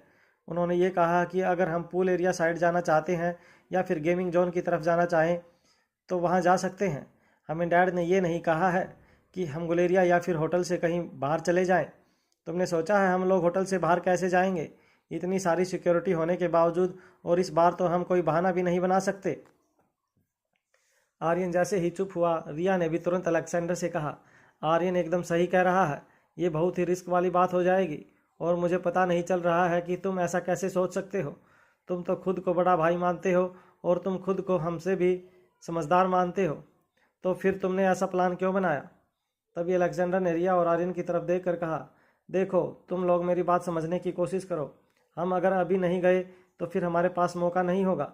और सुनो, मैंने जब ये प्लान सोचा है तो उसके पीछे कुछ ना कुछ कारण है और मैंने सब कुछ सोच समझ लिया है। देखो आर्यन, रिया, मम्मा ने ये साफ कहा है कि उन्हें 3 से 4 घंटे लगेंगे, तो हमारे पास इतना वक्त काफ़ी है। अलेक्जेंडर आगे कहता है। इतने में रिया ने कहा, ठीक है, और डैड का क्या? क्या तुम्हें पता है डैड कब आने वाले हैं? रिया के इस सवाल का जवाब अलेक्जेंडर ने देते हुए कहा, उसकी चिंता तुम मत करो, मेरे पास एक प्लान है और उसी प्लान के तहत हम तीनों यहाँ से निकलेंगे और गुलेरिया हाउस जाएंगे। और इस बार हम स्केटिंग की मदद से नहीं जाएंगे क्योंकि इसमें बहुत वक्त लग सकता है, इसलिए इस बार हम कार से जाएंगे। अलेक्जेंडर के चेहरे को और उसके कॉन्फिडेंस को देखकर यही लग रहा था कि उसने अपने मन में बहुत बड़ा प्लान करके रखा था। उसने जब ये कहा कि वो कार से गुलेरिया हाउस जाएगा तो आर्यन और रिया को समझ नहीं आया। उन दोनों ने एक साथ सवाल पूछा, और ये कैसे होगा? तुम हमें अपना पूरा प्लान बताओ, ऐसे आधा आधा मत बताओ। ये सुन अलेक्जेंडर ने झल्लाते हुए कहा, मैं वही तो बता रहा हूँ मगर तुम लोग कहने ही नहीं दे रहे हो। मैं जैसे ही आगे की बात कहता हूँ तुम लोग मुझसे कोई ना कोई सवाल पूछ लेते हो, इसलिए पहले मेरी पूरी बात सुनो, उसके बाद हम डिसाइड करेंगे। इतना कहने के बाद अलेक्जेंडर थोड़ी देर शांत रहा। आर्यन और रिया उसके कहने का इंतजार कर रहे थे। तभी अलेक्जेंडर ने कहना शुरू किया, देखो मम्मा की चिंता नहीं है, वो बाहर गई हैं। रही बात डैड की, तो हम डैड को अभी फ़ोन करेंगे और उनसे ये कहेंगे कि मम्मा घर आने के बाद इस बार दोबारा से अचानक से कहीं किसी काम से चली गई हैं। उन्होंने कहा था कि वो 1 घंटे में आ जाएंगी, मगर वो अभी तक नहीं आई। ये बात सुनते ही डैड मम्मा को ढूंढने निकल जाएंगे। हम डैड को यहाँ से 1 घंटे की दूरी पर जो मार्केट है उसके बारे में बता देंगे कि मम्मा उस मार्केट के बारे में बात कर रही थी, तो हो सकता है कि वो वहीं गई होंगी। डैड ये सुनकर उस मार्केट में चले जाएंगे मम्मा को ढूंढने, पर मम्मा तो वहाँ गई ही नहीं है, तो मम्मा को ढूंढने में डैड को वक्त लगेगा, जब तक हम गुलेरिया हाउस जाकर बूढ़े बाबा से मिलकर वापस आ जाएंगे। इतना कहने के बाद अलेक्जेंडर ने आगे कहना जारी रखा, और हाँ, ये सब कुछ डैड से रिया कहेगी क्योंकि डैड उसकी बात पर तुरंत विश्वास कर लेंगे और हमारा काम हो जाएगा। इतना कहने के बाद अलेक्जेंडर ने इस बार रिया की तरफ देख कर कहा, रिया, तुम्हें डैड को इस तरह कहना होगा कि तुम्हारी बात सुनते ही वो उस मार्केट की तरफ अकेले ही निकल जाएं। हालांकि जब तक डैड मम्मा को ढूंढने के लिए जाएंगे और जब वो मम्मा को ढूंढ रहे होंगे तब तक मम्मा खुद घर आ जाएंगी। उसके बाद फिर आगे क्या करना है वो मुझे पता है, इसलिए उसकी चिंता तुम दोनों मत करो। तभी आर्यन ने कहा, ठीक है, ये तो हो गया, पर हम यहाँ से बाहर कैसे जाएंगे? बाहर तो सिक्योरिटी गार्ड्स हैं। इस पर अलेक्जेंडर ने तपाक से कहा, अब रही बात सिक्योरिटी गार्ड की, तो हम चीफ सिक्योरिटी अंकल के पास जाएंगे और उनको हम कमरे के अंदर बुलाएंगे और हम लोग तीनों उनको इमोशनली ब्लैकमेल करेंगे और हम लोग इस कदर उन्हें ब्लैकमेल करेंगे कि वो मजबूर हो जाएं हमारी बात मानने के लिए। इसके बाद उनसे ही हम कहेंगे कि वो हमें गुलेरिया हाउस ले जाएं अपनी कार से, पर हमारे साथ सिर्फ वो ही अकेले जाएंगे, उनके आदमी नहीं, ताकि डैड तक ये बात न जाए। आई बात समझ में? इतना कहने के बाद अलेक्जेंडर शांत हो गया। वो जब शांत हुआ तो उसने देखा कि रिया और आर्यन का चेहरा अजीब तरह से दिखाई दे रहा है। वो दोनों ये सोच सोच कर हैरान थे कि आखिर अलेक्जेंडर का दिमाग कितना चलता था इन सब चीज़ों को लेकर, और उसने इतनी बड़ी प्लानिंग बिना किसी को बताए कर ली थी। मगर वो दोनों ये भी अच्छी तरह से जानते थे कि इस प्लानिंग में बहुत बड़ा रिस्क था। अगर थोड़ा सा भी कुछ इधर उधर हो जाता तो पूरा का पूरा प्लान धरा का धरा रह जाता और इस बार फंसने के चांसेस भी बहुत ज़्यादा थे। आर्यन को जब इस बात का एहसास हुआ तो उसने तुरंत अलेक्जेंडर से कहा, अलेक्जेंडर, मैं तुम्हारी बात तो समझ गया और तुमने जो प्लान बनाया है वाकई अच्छा है, मगर तुम ये बात अच्छी तरह से जानते हो कि अगर इस प्लान में थोड़ी भी चूक हुई तो फिर क्या हो सकता है, ये तुम जानते हो। और अगर डैड को इस बार पता चला कि हम लोगों ने ऐसा सोचा है तो इस बार डैड हमें नहीं छोड़ेंगे, क्योंकि रिया इस बार भी बच के निकल जाएगी और फंसेंगे हम दोनों ही। इस बार हम डैड को भी ये कह सकते हैं कि ये प्लान रिया का था, क्योंकि डैड तो सुनेंगे नहीं, क्योंकि पिछली बार जब रिया ने प्लान बनाया था उस वक्त हमारी कोई गलती नहीं थी, हम बस रिया का साथ दे रहे थे। उस वक्त हमें डैड से डांट पड़ी थी, मगर इस बार अगर डैड को पता चला तो फिर वो यही कहेंगे कि पिछली बार समझाने के बाद भी हम दोनों नहीं माने थे, और तो और रिया की जान को फिर से इस बार खतरे में डाला है, इसलिए बहुत सोच समझ कर सब कुछ करना होगा। इतना कहकर आर्यन थोड़ी देर चुप हुआ और फिर उसने कहना शुरू किया, अलेक्जेंडर, ये सब इतना आसान नहीं होने वाला, और तुम्हारी मुझे एक बात ये अच्छी लगी कि तुम इस बार ये कह रहे हो कि हमारे साथ सिक्योरिटी गार्ड अंकल भी चलेंगे, मगर उनको मनाना बहुत ही मुश्किल है। तुम ये भूल गए कि वो डैड के कितने वफादार हैं। डैड जो कहेंगे वही वो सुनेंगे, वो हमारी बात क्यों सुनेंगे। तो अगर तुम चाहते हो कि वो हमारे साथ गुलेरिया हाउस चलें तो हमारा सबसे पहला काम ये होगा कि डैड को मम्मा के बारे में बताना और उनको दूर जगह पर भेजना, और उसके बाद फिर सिक्योरिटी गार्ड अंकल को मनाना, तब हम गुलेरिया हाउस जा पाएंगे। आर्यन की बात कहीं ना कहीं सही थी। अलेक्जेंडर ने जब उसकी बात सुनी उसके बाद उसकी तरफ देख कर कहा, आर्यन, तुम बिल्कुल सही कह रहे हो, मगर अब हमें सबसे पहले ये करना होगा कि हम डैड को पहले फ़ोन लगाएं और या उनसे बात करें, उसके बाद ही हम अपने प्लान को एग्जीक्यूट कर पाएंगे, क्योंकि अगर डैड नहीं माने तो फिर हमारा ये प्लान चौपट हो जाएगा और हमें कुछ और सोचना ही नहीं होगा। इसलिए सबसे पहले हमें डैड को फ़ोन करना होगा। इतना कहने के साथ ही अलेक्जेंडर ने रिया की तरफ इशारा किया। रिया एक बार में ही अलेक्जेंडर का इशारा समझ गई थी। वो जान चुकी थी कि अब जो करना था उसे ही करना था, क्योंकि रोहित उसी की बात मानता था। रिया ने तुरंत टेबल से फ़ोन उठाया और फिर वो रोहित का नंबर डायल करने लगी। अगले ही पल फ़ोन रिंग होने लगा, मगर 3 से 4 बार फ़ोन रिंग होने के बाद भी रोहित ने फ़ोन नहीं उठाया। ये देख रिया हैरान हो गई। उसने अलेक्जेंडर और आर्यन की तरफ देख कर कहा, डैड फ़ोन क्यों नहीं उठा रहे हैं? आखिर वो कहाँ बिज़ी हैं? इतना लेट हो गया, अभी तक आए भी नहीं, मुझे कुछ समझ नहीं आ रहा है। रिया की बात सुन आर्यन ने कहा, एक काम करो, तुम दोबारा से फ़ोन लगाओ, हो सकता है कि डैड इधर ही हो और या इधर ही आ रहे हों, और फ़ोन उनकी जेब में होगा तो उन्हें पता नहीं चला होगा, इसलिए तुम एक बार फिर से डैड को फ़ोन करो। अपने भाई की बात सुनने के बाद रिया ने फिर से रोहित को फ़ोन लगाना शुरू किया। इस बार भी रिंग जा रही थी, मगर रोहित फ़ोन नहीं उठा रहा था। तीनों बच्चे यही सोच रहे थे कि आखिर रोहित है तो है कहाँ। एक तरफ जहाँ तीनों बच्चे रोहित के बारे में सोच रहे थे, तो वहीं दूसरी तरफ अनिका इस वक्त उस ऑटो स्टैंड के पास खड़ी थी जहाँ कुछ घंटे पहले विकी ने उसे छोड़ा था। अनिका लगातार इधर उधर देख रही थी। वो नहीं चाहती थी कि वो ज़्यादा देर करे, क्योंकि उसे जल्द से जल्द वापस लौटना था। इन सब के अलावा अनिका इस बात से भी परेशान थी कि रोहित फ़ोन नहीं उठा रहा था। अभी जिस तरह इधर प्रेजिडेंशियल शूट के अंदर तीनों बच्चे रोहित को फ़ोन लगा रहे थे और रोहित फ़ोन नहीं उठा रहा था, ठीक उसी तरह उधर अनिका ने भी 3 से 4 बार रोहित को फ़ोन किया था, मगर रोहित ने फ़ोन नहीं उठाया था। अनिका ने पहले तो सोचा कि वो रोहित को मैसेज कर दे कि वो कहीं बाहर जा रही है, मगर तभी अनिका के दिमाग में ख्याल आया कि अगर उसने ऐसा किया तो फिर रोहित भड़क सकता है और हो सकता है कि रोहित मैसेज में उसकी बात को न समझ पाए।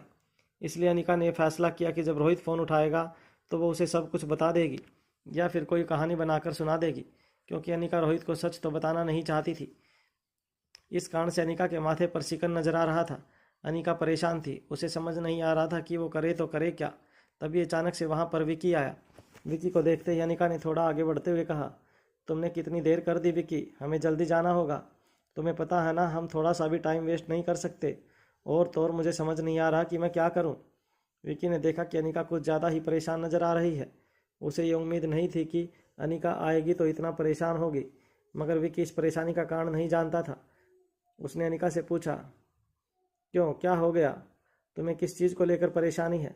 ये सुनते ही अनिका के दिमाग में ख्याल आया कि क्या उसे विकी को अपनी बात कहनी चाहिए। तभी अनिका ने सामने की ओर देखा। वो सामने देखकर चौंक गई। उसने हैरानी से पूछा, ये क्या है अब?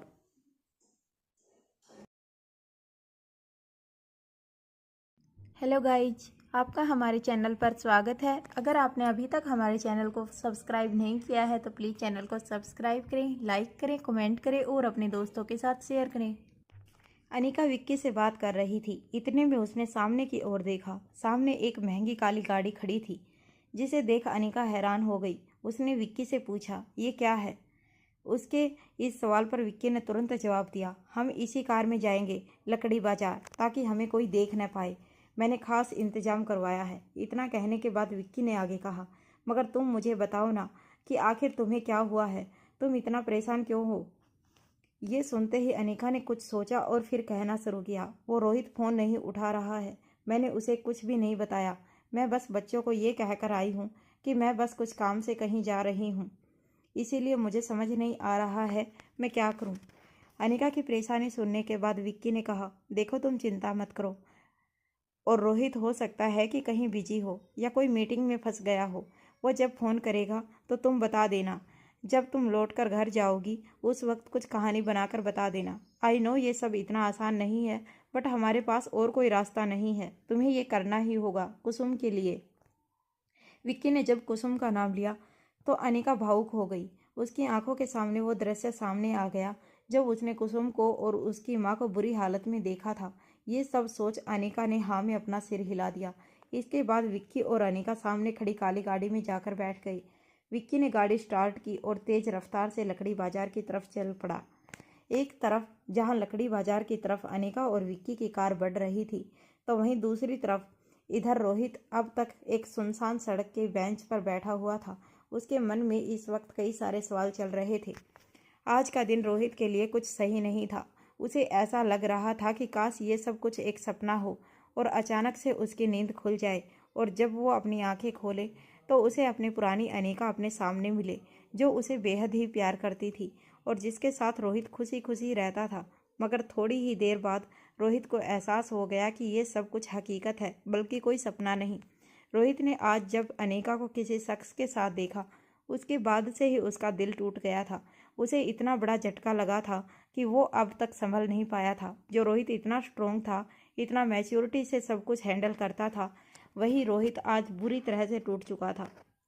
रोहित को समझ ही नहीं आ रहा था कि आखिर वो करे तो करे क्या।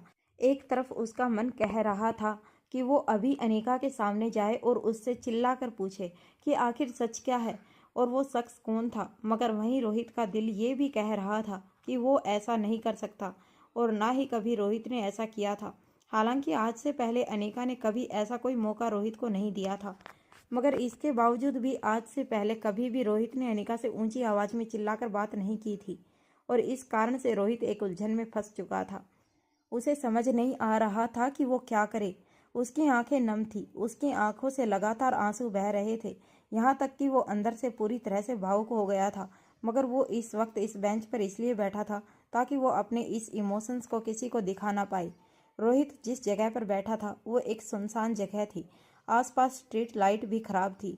उस जगह पर काफ़ी अंधेरा था। इन सब के अलावा बीच बीच में कई सारे कुत्तों की आवाज़ सुनाई दे रही थी, मगर इस वक्त रोहित को इन सब की परवाह नहीं थी। वो अपनी ही धुन में खोया हुआ था और बस वो मन ही मन यही सोच रहा था कि आखिर वो करे तो करे क्या।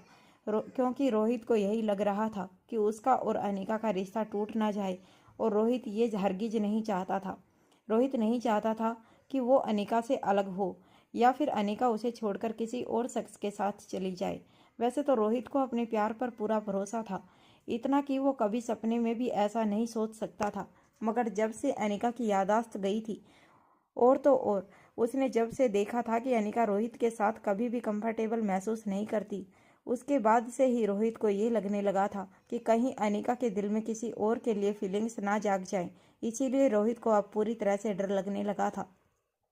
उसने जब अनिका को किसी शख्स के साथ बाजार के बीचों बीच घूमते हुए देखा, और जब उसे एहसास हुआ कि अनिका उसे झूठ पर झूठ बोले जा रही है, उसके बाद से ही रोहित पूरी तरह से टूट चुका था। वो इतना ज़्यादा दुखी था कि उसने अपना फ़ोन तक भी नहीं देखा था, क्योंकि अगर रोहित ने फ़ोन देखा होता तो उसे पता चलता कि अनिका ने उसे कितनी बार फ़ोन किया है। इसी के साथ बच्चों ने भी उसे काफ़ी बार फ़ोन किया था।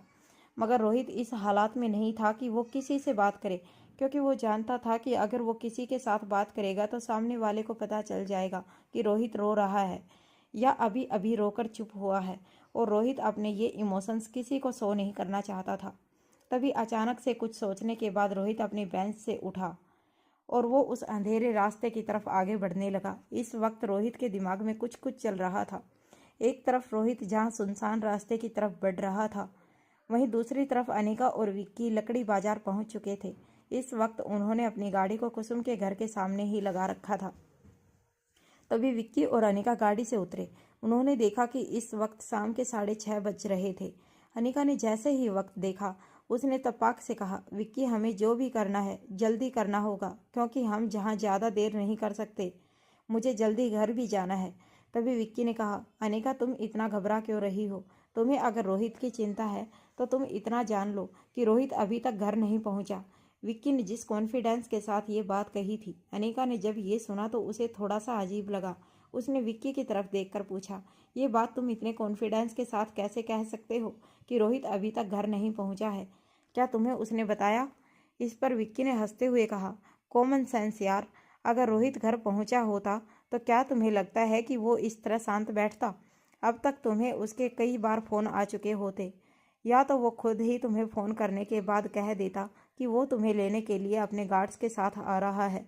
मगर ऐसा कुछ नहीं था। इसीलिए थोड़ा रिलैक्स करो और हम जिस काम को करने के लिए आए हैं उस पर फोकस करो। अभी वो ज़्यादा ज़रूरी है। अनिका समझ गई थी कि विक्की की बात भी अपनी जगह सही थी, मगर कहीं ना कहीं वो जानती थी कि वो इस भरोसे नहीं बैठ सकती थी कि रोहित अभी तक घर नहीं आया है तो वो आराम से सब कुछ करेगी। वो मन ही मन यही सोच रही थी कि वो जल्द से जल्द लोगों से पूछताछ करेगी और इसके बाद जल्दी से होटल पैराडाइज इंटरनेशनल चली जाएगी, क्योंकि उसे कहीं ना कहीं बच्चों की भी चिंता थी। यही सोचते हुए वो आगे बढ़ने लगी। विक्की और अनिका कुसुम के घर के पास गए। वहां पहुंचते ही अनिका को उस दिन की सारी घटना याद आने लगी। विक्की ने अनिका के चेहरे को देखकर ये अंदाजा लगा लिया कि अनिका इस वक्त भावुक हो गई है। विक्की ने सामने का घर दिखाते हुए अनिका से कहा, वो देखो अनिका, पिछली बार जब मैं आया था तो उसी घर से एक लड़का मेरे पास आया था। उसने मुझे बहुत कुछ कुसुम के बारे में बताया था और कहीं ना कहीं मुझे ये भी पता चला कि वो लड़का कुसुम से प्यार करता था। मगर फिर उसकी माँ आई, वो उस लड़के को खींचते हुए यहाँ से ले गई थी। मगर मुझे पूरा विश्वास है कि उस लड़के की माँ भी कुछ ना कुछ जानती है, इसीलिए तुम उनसे जब बात करोगी तो हो सकता है वो तुम्हें कुछ बता दें। ये कहने के बाद विक्की ने आगे कहा, इस वक्त मुझे लगता है कि वो घर के अंदर होंगे, हमें सीधा वहीं जाना चाहिए। अनिका ने ये सुनकर हाँ में अपना सिर हिलाया। इसके बाद विक्की और अनिका दोनों उस औरत के घर के बाहर जाकर खड़े हो गए। वो दोनों अभी दरवाजे को खटखटाते। इतने में अनिका ने कहा, विक्की ये देखो, दरवाजे पर तो ताला लगा हुआ है, अब हम क्या करेंगे? विक्की ने अनिका के कहने पर जब दरवाजे की तरफ देखा तो उसने पाया कि वहाँ एक बड़ा सा ताला लगा हुआ था। ये देख विक्की को बहुत हैरानी हुई। उसने कहा, अरे ये कैसे हो सकता है, ये लोग कहाँ गए होंगे? कहते हुए विक्की ने आसपास देखा। इसके बाद विक्की ने फैसला किया कि वो बाकी लोगों से पूछताछ करेगा। तभी वहाँ से विक्की ने सामने अनिका को एटीएम की तरफ देखते हुए कहा, वो देखो अनिका, उस एटीएम के सीसीटीवी फुटेज को हैक किया है। ये सुन अनिका ने झल्लाते हुए कहा, विक्की तुम ये सब मुझे क्यों बता रहे हो?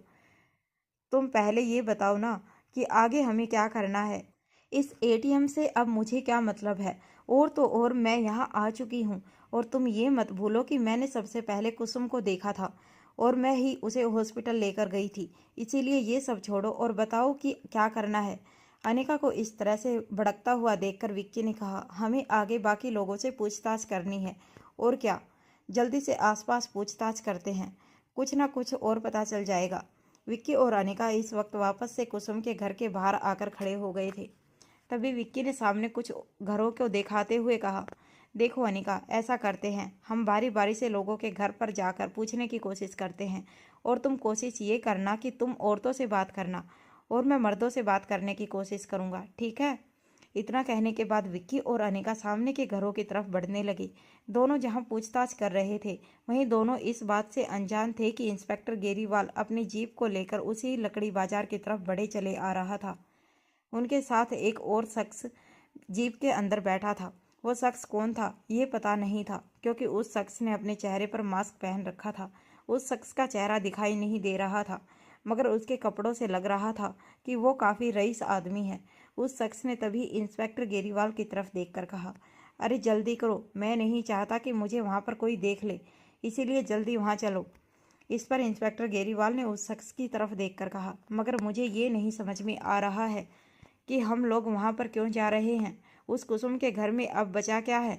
तभी उस शख्स ने कहा, देखो तुम्हें जितना कहा गया है उतना करो, अपना दिमाग मत लगाओ, दिमाग लगाने के लिए मैं हूँ। इंस्पेक्टर गेरीवाल ने जब ये बात सुनी तो वो थोड़ा चिढ़ गया, मगर उसने कुछ कहा नहीं। वो अपनी जीप की रफ्तार बढ़ाकर आगे आगे देखने लगा। थोड़ी ही देर में इंस्पेक्टर गेरीवाल कुसुम के घर के पास पहुंचा। उसने कुसुम के घर के बाहर जब एक बड़ी काली कार को खड़ा देखा तो वो चौंक गया। उसने अपने बगल में बैठे शख्स से कहा, आप यहीं पर बैठे रहिए, मुझे लगता है कि यहाँ पर कोई आया है। ये देखिए, इतनी बड़ी और महंगी गाड़ी, जाने किसकी है, इसीलिए आप यहीं पर रहिए। अगर कोई खतरा हुआ तो मैं देख लेता हूँ, उसके बाद आपको बुला लूँगा। उस शख्स ने हाँ में अपना सिर हिला दिया। इसके बाद इंस्पेक्टर गेरीवाल जीप से उतरे। वो कुसुम के घर की तरफ बढ़ रहे थे। इतने में उन्होंने सामने वाले घर के पास दो शख्स को देखा। ये देख वो सावधान हो गई। तभी उन्हें एहसास हुआ कि सामने खड़ा जो दो शख्स हैं वो एक लड़की और एक लड़का है। ये देखते ही इंस्पेक्टर गेरीवाल ने आवाज़ देते हुए कहा, अरे कौन है वहाँ पर? क्या आप लोगों की ये गाड़ी है? वो शख्स कोई और नहीं बल्कि विक्की और अनिका थे। उन दोनों ने जब इंस्पेक्टर गेरीवाल की आवाज़ को सुना तो वो एकदम से हैरान हो गए। उन्होंने इंस्पेक्टर गेरीवाल की आवाज़ को पहचान लिया था। अनिका की हालत ख़राब हो गई। वो घबराकर लगातार विक्की से पूछने लगी, विक्की अब क्या होगा? अनिका और विक्की दोनों अभी कुसुम के घर के आसपास के घरों में पूछताछ करने ही वाले थे। इतने में इंस्पेक्टर गेरीवाल की जीप वहां पर आई। जैसे ही इंस्पेक्टर गेरीवाल जीप से उतरकर कुसुम के घर की तरफ बढ़ रहे थे, इतने में उन्होंने दो शख्स को देखा। उन्होंने जब आवाज़ लगाई तो वो दो शख्स कोई और नहीं बल्कि अनिका और विक्की थे। उन दोनों ने इंस्पेक्टर गेरीवाल की आवाज़ को एक क्षण में पहचान लिया। हालांकि विक्की तो रिलैक्स नज़र आ रहा था, मगर अनिका बुरी तरह से घबरा चुकी थी। उसकी सांसें फूलने लगी थी। उसके माथे से ठंडा पसीना बहने लगा था। अनिका को समझ नहीं आ रहा था कि इस वक्त वो इस जगह पर क्या करे, क्योंकि वो नहीं चाहती थी कि इंस्पेक्टर गेरीवाल अनिका को विक्की के साथ देख ले। उसे इस तरह से परेशान देख विक्की हैरान हो गया। वो अभी कुछ पूछता, इतने में अनिका ने उससे कहा, विक्की अब क्या होगा? हम तो पूरी तरह से फंस गए हैं। इंस्पेक्टर गेरीवाल यहाँ पर क्यों आए हैं? और अगर उन्होंने मुझे तुम्हारे साथ देख लिया तो फिर ठीक नहीं होगा। हो सकता है कि वो रोहित को भी बता दे, क्योंकि रोहित और उनकी बातचीत होती है। कई बार तो इंस्पेक्टर गेरीवाल को कॉल मैंने रोहित के फ़ोन पर आते हुए देखा है। तभी विक्की भी ये सब सुन घबरा गया, मगर उसने अनिका को समझाते हुए कहा, रिलैक्स अनिका, देखो अगर ऐसी बात है तो फिर हमें अब एक ही काम करना होगा।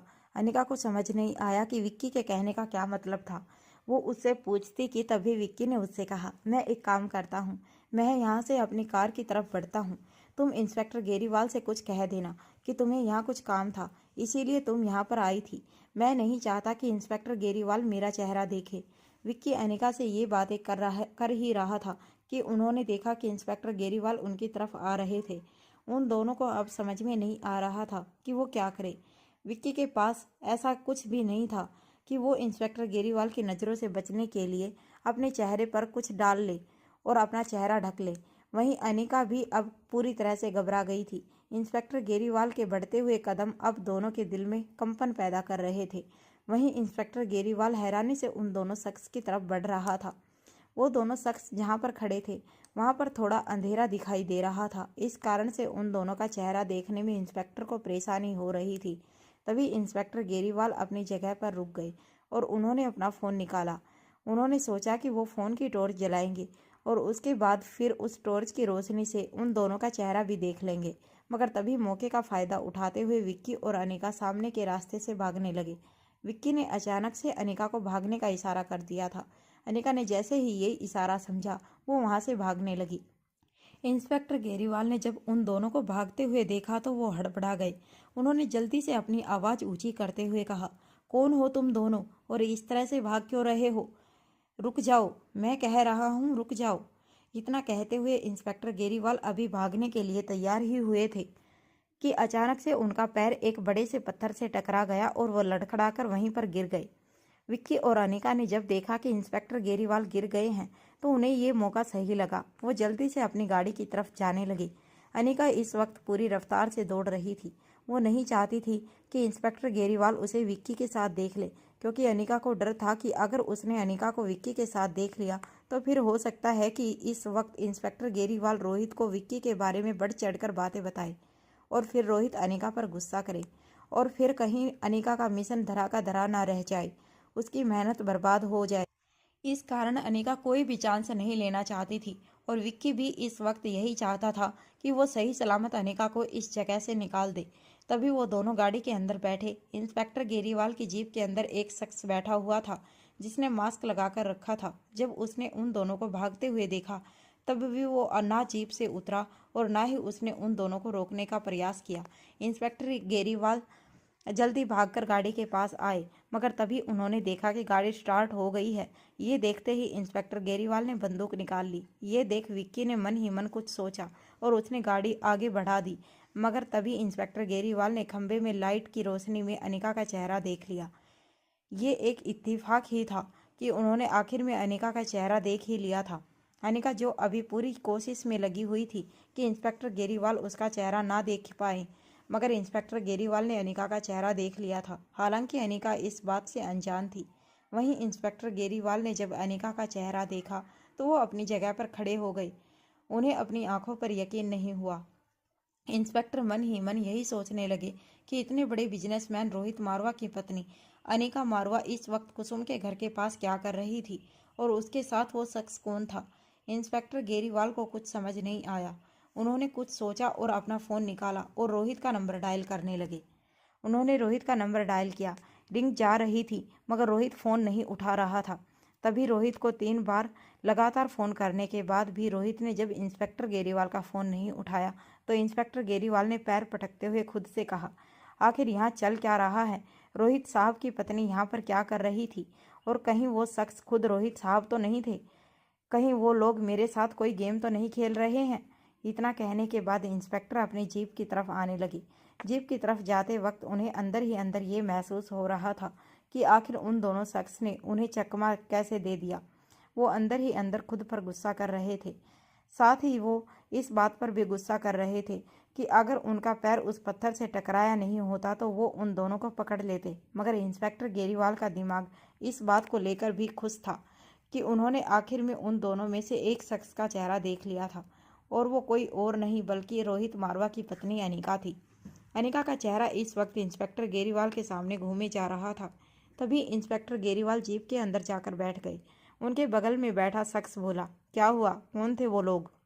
इंस्पेक्टर गेरीवाल ने उसकी तरफ देखकर कहा, आपके सामने ही वहां पर काली गाड़ी खड़ी थी और आपने उन दोनों को रोकने तक की कोशिश नहीं की।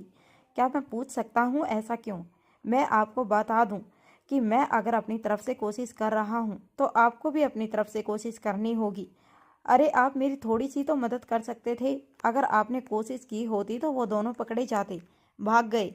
इंस्पेक्टर गेरीवाल ने उस शख्स को जानबूझकर अभी अनिका का नाम नहीं बताया था और ना ही उस शख्स को ये बताया था कि अनिका उन दोनों शख्स में से एक थी, वो जो रोहित मारवा की पत्नी थी। तभी इंस्पेक्टर गेरीवाल की बात सुनकर उस शख्स ने कहा, देखो तुम्हें पता है कि मैं अगर बाहर नहीं निकला तो उसका क्या कारण है।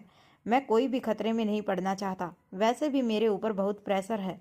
मैंने तुम्हें पैसे क्यों दिए हैं और मुझे लगता है कि यहाँ पर वो दोनों किसी दूसरे काम से आए होंगे। तुम उनका पीछा क्यों कर रहे थे? मुझे ये नहीं समझ में आया। तभी इंस्पेक्टर गेरीवाल ने कहा, अरे आपने देखा नहीं, वो ऊपर आसपास के घर के पास खड़े थे। मैंने उनको रुकने के लिए कहा और मैं जब उनके पास जाने लगा तो वो अचानक से भाग खड़े हुए। तो फिर मुझे डाउट हुआ कि आखिर ये दोनों भागे क्यों। मुझे तब लगा कि कुछ गड़बड़ है। तभी सामने बैठा शख्स बोला, ये सब छोड़ो और हम यहाँ जिस काम के लिए आए हैं वो काम करो। कहते हुए वो जीप से उतरा। उसके उतरते ही इंस्पेक्टर गेरीवाल भी जीप से उतरे और दोनों कुसुम के घर की तरफ बढ़ने लगे। थोड़ी देर में दोनों कुसुम के घर के बाहर खड़े हो गए। तभी उस शख्स ने सामने जो एटीएम था उस एटीएम की तरफ इशारा करके कहा, वो देखो इंस्पेक्टर, उस एटीएम के बाहर सीसीटीवी कैमरा है और उस कैमरे की सीसीटीवी फुटेज में सब कुछ आ गया होगा। इसीलिए कोई उस सीसीटीवी फुटेज को देखे इससे पहले हमें उस फुटेज को अपने हाथ में लेना होगा और डिलीट करना होगा। वो तो अच्छा हुआ अचानक से मुझे आज इस एटीएम का ख्याल आया, नहीं तो हमारे लिए ठीक नहीं होता। इंस्पेक्टर गेरीवाल उस शख्स ने शख्स के कहने का मतलब समझ गए थे, मगर वो दोनों ये बात नहीं जानते थे कि उस सीसीटीवी फुटेज के एक्सेस को अनिका ने पहले ही हैक कर लिया था और उसने उस शख्स का चेहरा देख लिया था जो उस रात को कुसुम के घर के पास दिखा था और उसके घर में घुसा था। इंस्पेक्टर गेरीवाल ने उस शख्स को विश्वास दिलाते हुए कहा, आप बिल्कुल चिंता मत कीजिए, आपका काम हो जाएगा। तभी उस शख्स ने अपने चेहरे से मास्क हटाया। वो शख्स कोई और नहीं बल्कि सागर सान्याल था। वहीं सागर सान्याल जो उस रात को कुसुम के घर पर आया था और कहीं ना कहीं कुसुम का गुनहगार था। इस वक्त उसके चेहरे पर एक टेंशन नजर आ रहा था, मगर जैसे ही उसे इंस्पेक्टर गेरीवाल ने कहा कि वो सीसीटीवी फुटेज का इंतजाम कर देगा और उस फुटेज को गायब करवा देगा, उसके बाद से सागर सान्याल का चेहरा नॉर्मल हो गया। सागर सान्याल ने इंस्पेक्टर गेरीवाल की तरफ देखकर कहा, इंस्पेक्टर, मैंने तुम्हें बहुत पैसे खिलाए हैं तो मुझे उम्मीद है कि तुम अपना काम अच्छे से करोगे। और हाँ, ये दोनों जो भी हैं मुझे नहीं पता और मुझे ना ही मतलब है। बस मैं इतना चाहता हूँ कि मेरा नाम कहीं पर नहीं आना चाहिए। मुझे इन सब में मत डालना। वो दोनों कौन है, क्या है, कहाँ से आए हैं, कहाँ गए हैं, ये सब तुम जानो, मुझे कोई मतलब नहीं है। आई बात समझ में? ये सुन इंस्पेक्टर गेरीवाल ने हाँ में अपना सिर हिला दिया। इसके बाद इंस्पेक्टर गेरीवाल अपनी जीप की तरफ जाने लगे, मगर तभी सागर सान्याल ने इंस्पेक्टर गेरीवाल से कहा, इंस्पेक्टर तुम जाओ, मैं यहाँ से खुद मैनेज कर लूँगा। इंस्पेक्टर गेरीवाल ने जब सागर सान्याल की ये बात सुनी तो उन्हें थोड़ी हैरानी हुई। उन्होंने सागर सान्याल की तरफ देखकर कहा, क्या आप ये क्या कह रहे हैं? आप इतने अंधेरे में कहाँ जाएंगे? यहाँ तो आसपास कोई गाड़ी भी नहीं है। सागर सान्याल ने कहा, मैंने कहा ना, ये मेरी प्रॉब्लम है और मैं अपनी प्रॉब्लम खुद सॉल्व कर लूँगा। तुम जाओ, मैं चला जाऊँगा। इंस्पेक्टर गेरीवाल ने आखिर हाँ में अपना सिर हिलाया। उसके बाद वो जीप में बैठकर वहाँ से जाने लगे। वो मन ही मन यही सोच रहे थे कि आखिर अनिका इस वक्त यहाँ पर क्या कर रही थी। उन्हें कुछ समझ नहीं आ रहा था। वो तो इस वक्त पूरी तरह से टेंशन में आ गए थे। बार बार उन्हें यही लग रहा था कि अनिका के साथ एक और जो शख्स था वो कहीं ना कहीं रोहित ही था। यही सोचते हुए इंस्पेक्टर गेरीवाल ने फिर से अपना फ़ोन निकाला और रोहित को फ़ोन लगाने लगे, मगर इस बार भी रोहित ने फ़ोन नहीं उठाया। ये देख इंस्पेक्टर झल्ला गए। उन्होंने फ़ोन को अपनी सीट पर ही पटक दिया और खुद से कहा, आखिर रोहित साहब हैं कहाँ? मुझे कुछ समझ नहीं आ रहा है। जब काम होता है वो फ़ोन उठाते नहीं और ऐसा पहली बार हुआ है आज कि मैं उन्हें फ़ोन कर रहा हूँ और वो फ़ोन नहीं उठा रहे हैं। आखिर बात क्या है? कहते हुए इंस्पेक्टर गेरीवाल लगातार आगे की तरफ बढ़ रहे थे। इतने में अचानक से जीप की हेडलाइट में उन्होंने जो देखा वो देखकर उनके होश उड़ गए। उन्होंने देखा सामने एक बेंच पर एक शख्स बैठा हुआ है। उस शख्स ने सूट पहन रखा था और उस शख्स को देखकर यही लग रहा था कि वो काफ़ी रईस आदमी है। उस शख्स को देखते ही इंस्पेक्टर गेरीवाल ने अचानक से अपनी जीप रोक दी और झटके से जीप से उतर गए। वो जल्दी जल्दी उस शख्स के पास गए और कहा, रोहित साहब, आप यहाँ इस तरह बैठे हुए हैं? वो शख्स कोई और नहीं बल्कि रोहित मारवा था। रोहित मारवा को इस तरह से सुनसान जगह पर बैठा देखकर इंस्पेक्टर गेरीवाल की हैरानी का कोई ठिकाना नहीं रहा। उनके दिमाग में एक के बाद एक सवाल घूमने लगे कि आखिर रोहित यहाँ इस वक्त क्या कर रहा है।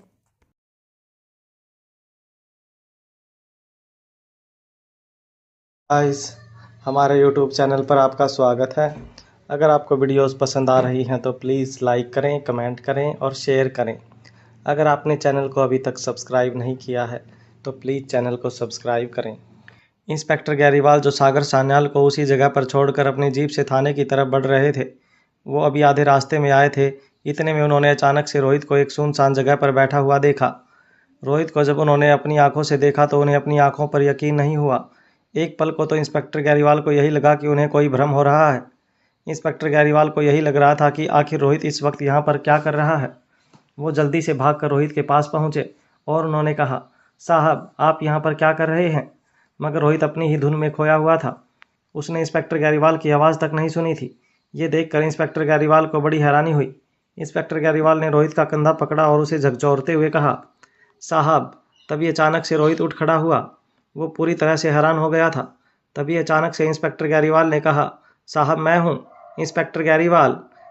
इंस्पेक्टर गेरीवाल की आवाज़ सुन रोहित थोड़ा शांत हुआ और उसने तभी अपना फ़ोन निकाला और टॉर्च की रोशनी में देखा कि उसके सामने खड़ा शख्स कोई और नहीं बल्कि इंस्पेक्टर गेरीवाल ही है। इंस्पेक्टर गेरीवाल को उस वक्त अपने सामने देखकर रोहित नॉर्मल हुआ और उसने कहा, इंस्पेक्टर गेरीवाल, कहो क्या बात है, तुम यहाँ इस वक्त? इंस्पेक्टर गेरीवाल ने रोहित की तरफ देखकर कहा, वाह साहब, ये सवाल तो मुझे आपसे पूछना चाहिए। और उल्टा आप ये सवाल मुझसे पूछ रहे हैं, कमाल है। इंस्पेक्टर गैरीवाल की बात को सुनते हुए रोहित ने कहा, कुछ नहीं, मैं बस ऐसे ही, मैं कुछ बिजनेस के बारे में सोच रहा था। मगर इंस्पेक्टर को समझ में आ गया था कि रोहित उनसे झूठ बोल रहा है। इंस्पेक्टर गैरीवाल भले ही कैसे भी हों, मगर रोहित के हाव भाव देखकर इस वक्त वो ये जान चुके थे कि ज़रूर कोई बड़ी बात है जिस कारण से रोहित परेशान है। काफ़ी देर तक सोचने के बाद इंस्पेक्टर गैरीवाल ने कहा, बीवी का मसला है। जैसे ही इंस्पेक्टर गैरीवाल के मुंह से ये निकला, रोहित ने उसकी तरफ देख कर कहा, क्या बकवास कर रहे हो। ये सुनते ही इंस्पेक्टर गैरीवाल हंसने लगे। उसने हंसते हुए कहा, अरे साहब, आप भूल रहे हैं कि मैं एक इंस्पेक्टर हूँ, और उससे भी बड़ी बात, इंस्पेक्टर होने के साथ साथ मैं एक शादीशुदा आदमी हूँ, और दुनिया में कोई भी शादीशुदा आदमी का दुख नहीं समझ सकता है सिवाय एक शादीशुदा आदमी के। और मैं आपके चेहरे के हाव भाव को देख कर बता सकता हूँ कि आप इस वक्त अपनी पत्नी के कारण दुखी हैं। आप उन्हीं के बारे में सोच रहे हैं। इंस्पेक्टर गैरीवाल की ये सारी बातें सुनने के बाद रोहित चुप हो गया, मगर फिर उसने कुछ सोचा और फिर कहा, तुम यहाँ से जा सकते हो, तुम्हें यहाँ पर किसी ने बुलाया नहीं है, इसीलिए गेट लॉस्ट।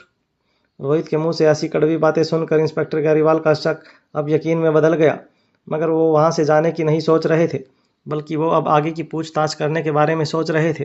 थोड़ी ही देर पहले इंस्पेक्टर गैरीवाल ने अनिका के साथ जिस शख्स को देखा था, उसे तो यही लग रहा था कि ज़रूर वो शख्स रोहित ही था, मगर अचानक इस वक्त रोहित को अपने सामने देख इंस्पेक्टर गैरीवाल को समझ नहीं आ रहा था कि अगर रोहित यहाँ था तो फिर अनिका के साथ वो शख्स कौन था।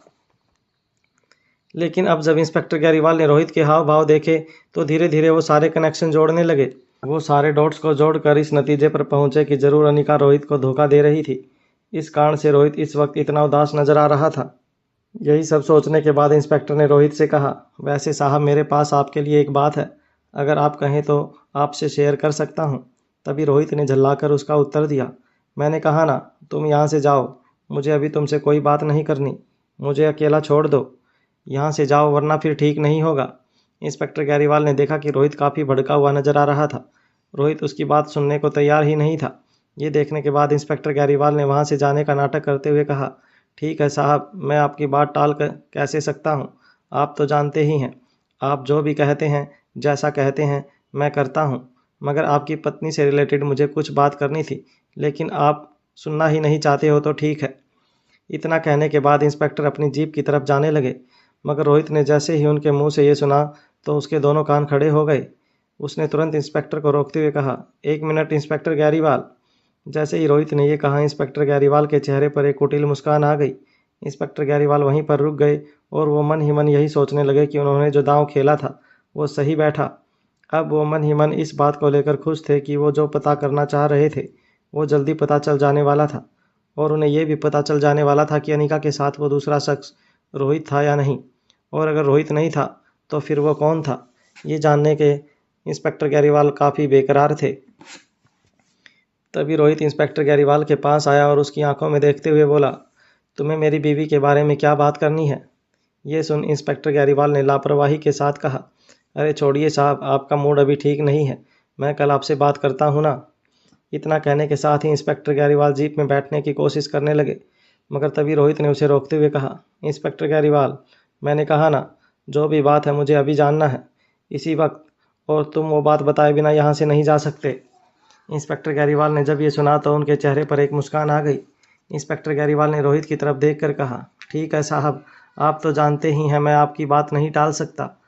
आप एक काम करिए, आप जीप के अंदर बैठ जाइए, हम लोग वहाँ बातें करते हैं, आप इतना तो मान सकते हैं ना। रोहित की इंस्पेक्टर गैरीवाल की बात ठीक लगी। वो जाकर उनके बगल वाली सीट में बैठ गया। इसके साथ ही इंस्पेक्टर गैरीवाल ने जीप को स्टार्ट किया और फिर जीप आगे बढ़ा दी। अब रोहित ने जानने के लिए बेकरार था कि आखिर इंस्पेक्टर गैरीवाल उसकी बीवी यानी कि अनिका के बारे में क्या बात करना चाहता था। एक तरफ जहां रोहित ये जानने के लिए बेकरार हो रहा था, तो वहीं दूसरी तरफ तीनों बच्चे अब पूरी तरह से परेशान हो गए थे कि आखिर वो करें तो क्या करें, क्योंकि उनके प्लान का पहला हिस्सा ही फ्लॉप होने के कगार पर था। रोहित उनका फ़ोन ही नहीं उठा रहा था, और अगर रोहित फ़ोन ही नहीं उठा रहा था तो फिर यह रोहित से बात नहीं कर पा रही थी। इस कारण से अब आर्यन और अलेक्जेंडर पूरी तरह से सोच में पड़ गए थे कि आखिर उन्हें क्या करना है। मगर तभी उन्होंने सोचा कि हो सकता है कि रोहित कोई काम में फंस गया हो और उसे आने में देर हो जाए। अब अलेक्जेंडर और आर्यन मन ही मन यही सोचने लगे कि रोहित को बिना बताए ही उन्हें चीफ सिक्योरिटी गार्ड से बात करनी चाहिए और उन्हें गुलेरिया हाउस जाना चाहिए हो सकता है वहाँ जाने के बाद कुछ पता चल जाए और समय रहते वो तीनों वहाँ जाकर वापस आ जाएं और तब तक रोहित वापस ना लौट कर आया हो। यही सोचते हुए अलेक्जेंडर ने रिया और आर्यन की तरफ देख कर कहा, देखो हमारे प्लान में थोड़ा सा चेंज है। अब हम डैड को नहीं बताएंगे कि मम्मा कहाँ गई या जो भी है। मैंने जो भी प्लान बनाया था, अब हम सीधा सिक्योरिटी अंकल को बोलेंगे और उनके साथ हम गुलेरिया हाउस जाएंगे। मुझे पक्का यकीन है कि डैड को आने में लेट हो गया है, क्योंकि इससे पहले भी डैड की जब भी मीटिंग होती थी तो वो लेट नाइट आते थे। तो इसलिए हमें अपने प्लान को आगे बढ़ाना होगा, क्योंकि इसके अलावा हमारे पास और कोई रास्ता नहीं है और ये हमारे पास सबसे बेस्ट मौका है। अगर इस मौके को अभी हमने इस्तेमाल नहीं किया तो फिर हमारे पास ये मौका दोबारा नहीं आएगा और हम फिर पूरी तरह से फंसे रह जाएंगे। तुम लोग क्या कहते हो? अलेक्जेंडर की बात खत्म होते ही आर्यन और रिया ने एक दूसरे को देखा। उन्हें यकीन नहीं हो रहा था कि अलेक्जेंडर ऐसा सोच भी कैसे सकता है, क्योंकि बिना रोहित को कुछ बताए ऐसे फिर से चुपचाप से गुलेरिया हाउस जाना उनके लिए ठीक नहीं था। रिया और आर्यन को किसी अनहोनी के होने का डर लग रहा था, मगर तभी अलेक्जेंडर ने उन दोनों की तरफ देख कर कहा, अगर तुम दोनों ये सोच रहे हो कि इसमें रिस्क है तो तुम दोनों ये मत भूलो कि हमारे साथ सिक्योरिटी गार्ड अंकल रहेंगे और उनके रहते हमें कुछ नहीं होगा। बस हमें ये ध्यान रखना है कि हमें वक्त रहते ही वापस घर लौटना होगा, क्योंकि मम्मी अभी 3-4 घंटे में वापस लौट आएंगी। उसके पहले ही हमें लौटना होगा और अगर हमने जाने में ही देर कर दी तो हमें लौटने में भी वक्त लग सकता है। इसलिए जो भी करना है, जैसे करना है, तुम दोनों को जल्दी बताना होगा, क्योंकि उस हिसाब से हम सिक्योरिटी गार्ड अंकल से बात करेंगे, क्योंकि उन्हें अभी मनाने में भी बहुत टाइम लगेगा। उन्हें हमें ब्लैकमेल करना है और ये काम इतना आसान नहीं है जितना तुम लोग सोच रहे हो। तो रिया और आर्यन, तुम दोनों मुझे बताओ कि तुम दोनों के मन में आखिर चल क्या रहा है, और तुम दोनों अगर मेरे साथ इस प्लान में साथ नहीं देना चाहते हो तो फिर तुम दोनों के पास और क्या प्लान है? इतना कहने के बाद अलेक्जेंडर शांत हो गया। हालांकि वो यही सोच रहा था कि उसके दोनों भाई बहन उसका साथ जरूर देंगे, क्योंकि इसके अलावा उनके पास अब और कोई रास्ता नहीं बचा था। आर्यन और रिया काफ़ी देर तक शांत रहे, लेकिन फिर उन्हें भी यही लगा कि उनके पास यही एक वक्त है जिसमें वो गुलेरिया हाउस जाकर बूढ़े बाबा से मिल सकते हैं और फिर रिया की जो परेशानी थी उसका वो सॉल्यूशन बूढ़े बाबा से मांग सकते हैं। आखिर में आर्यन ने अलेक्जेंडर की तरफ देख कर कहा, तुम्हारी बात बिल्कुल सही है, हमें कोई ना कोई कदम उठाना पड़ेगा।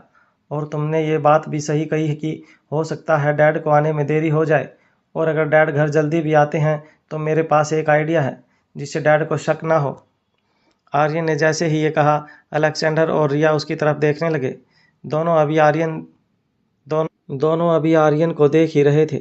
इतने में आर्यन ने उनको बताया, अगर हम सिक्योरिटी गार्ड अंकल को ब्लैकमेल कर ही रहे हैं तो फिर हम उन्हें ये भी कह देंगे कि अगर मान लो ऐसा होता है कि डैड हमारे घर पहुंचने से पहले ही घर पहुंच जाते हैं और वो हमें ढूंढने के लिए परेशान हो जाते हैं, तो जब वो हमें कॉल करेंगे तब हमारी तरफ से सिक्योरिटी गार्ड अंकल बोल देंगे कि हम उनके साथ बाहर आए हैं, और हम भी ये बात डैड को बोल देंगे और उन्हें कन्विंस कर लेंगे। ये बात इस तरह से कहेंगे कि डैड ना हम पर गुस्सा करें और ना ही सिक्योरिटी गार्ड अंकल पर, क्योंकि डैड को सिक्योरिटी गार्ड अंकल पर बहुत ज़्यादा भरोसा है, तो इसलिए हमें पहले सिक्योरिटी गार्ड अंकल को मनाना होगा। आर्यन की बात सुनकर अलेक्जेंडर के चेहरे पर एक मुस्कान आ गई।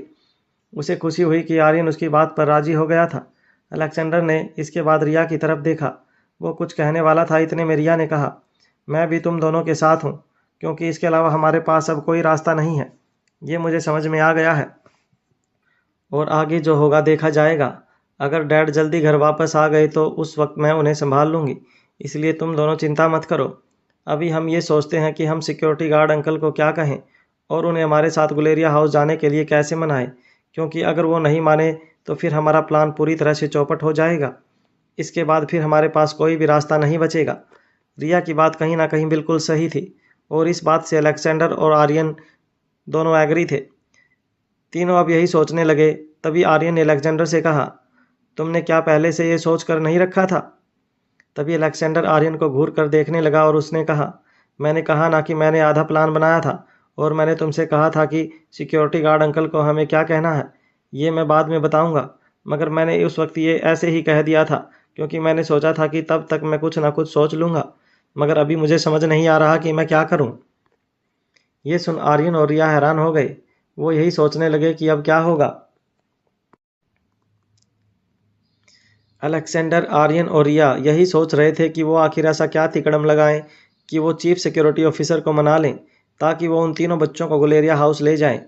इस वक्त वो तीनों बच्चे बेहद ही परेशानी में नजर आ रहे थे। उन्हें कुछ भी समझ नहीं आ रहा था। काफ़ी देर तक सोचने के बाद अचानक से अलेक्जेंडर के दिमाग में एक बात बिजली की तरह कौंधी। उसने तुरंत ही अपने दोनों भाई बहन की तरफ देख कर कहा, मेरे पास एक आइडिया है। अगर वो आइडिया काम कर गया तो फिर हमें chief security guard uncle Guleria house ज़रूर ले जाएंगे। रिया और आर्यन ने जब ये सुना तो उनके कान खड़े हो गए। वो ये जानने के लिए बेकरार हो गए कि आखिर अलेक्जेंडर के दिमाग में ऐसा कौन सा आइडिया आया था जिससे चीफ सिक्योरिटी ऑफिसर उनकी बात मान लेंगे। दोनों ने एक साथ पूछा, हाँ तो बताओ तुम्हें क्या आइडिया आया है। तभी अलेक्जेंडर ने उन दोनों को अपने पास बुलाया और कहा, पास आओ, मैं तुम्हें अपना पूरा प्लान बताता हूँ। अलेक्जेंडर के कहे अनुसार वो दोनों उसके पास आए। उसके बाद अलेक्जेंडर उन्हें अपना पूरा प्लान बताने लगा। पूरी प्लानिंग सुनने के बाद आर्यन ने अलेक्जेंडर की तरफ देख कर कहा, सही में मानना पड़ेगा, तुम्हारा दिमाग वाकई में बहुत तेज चलता है। तुम तो बहुत समझदार निकले। पिछली बार रिया ने जैसा प्लान बनाया था उससे ये प्लान लाख गुना बेहतर है। रिया ने जब ये सुना तो उसने मुंह बना दिया। उसने अपनी कमर पर अपने दोनों हाथ रखते हुए दोनों भाइयों को घूरा और फिर कहा, हाउ डेयर यू, तुम मुझे ऐसा नहीं कह सकते। ठीक है, मेरे प्लान्स भी वर्क करते हैं, ये मत भूलो। तभी अलेक्जेंडर ने रिया को समझाते हुए कहा, रिया गुस्सा मत करो, आर्यन तो मजाक ही कर रहा था। अभी हमें इन सब चीज़ों पर ध्यान नहीं देना है। अभी हमें सबसे पहले अपने प्लान के ऊपर फोकस करना है। तुम सब रेडी हो? मैं सिक्योरिटी गार्ड अंकल को अंदर बुलाने वाला हूँ। ये सुनते ही दोनों ने हाँ में सर हिला दिया। एक तरफ जहाँ अलेक्जेंडर अभी चीफ सिक्योरिटी ऑफिसर को बुलाने वाला था तो वहीं दूसरी तरफ अनिका और विकी इस वक्त एक सुनसान जगह पर खड़े थे। उनकी गाड़ी बगल में खड़ी थी। वो दोनों इस वक्त गाड़ी के बाहर थे। अनिका की सांसें फूलने लगी थी। उसकी हालत ठीक नहीं नजर आ रही थी। उसके माथे से ठंडा पसीना बहने लगा था।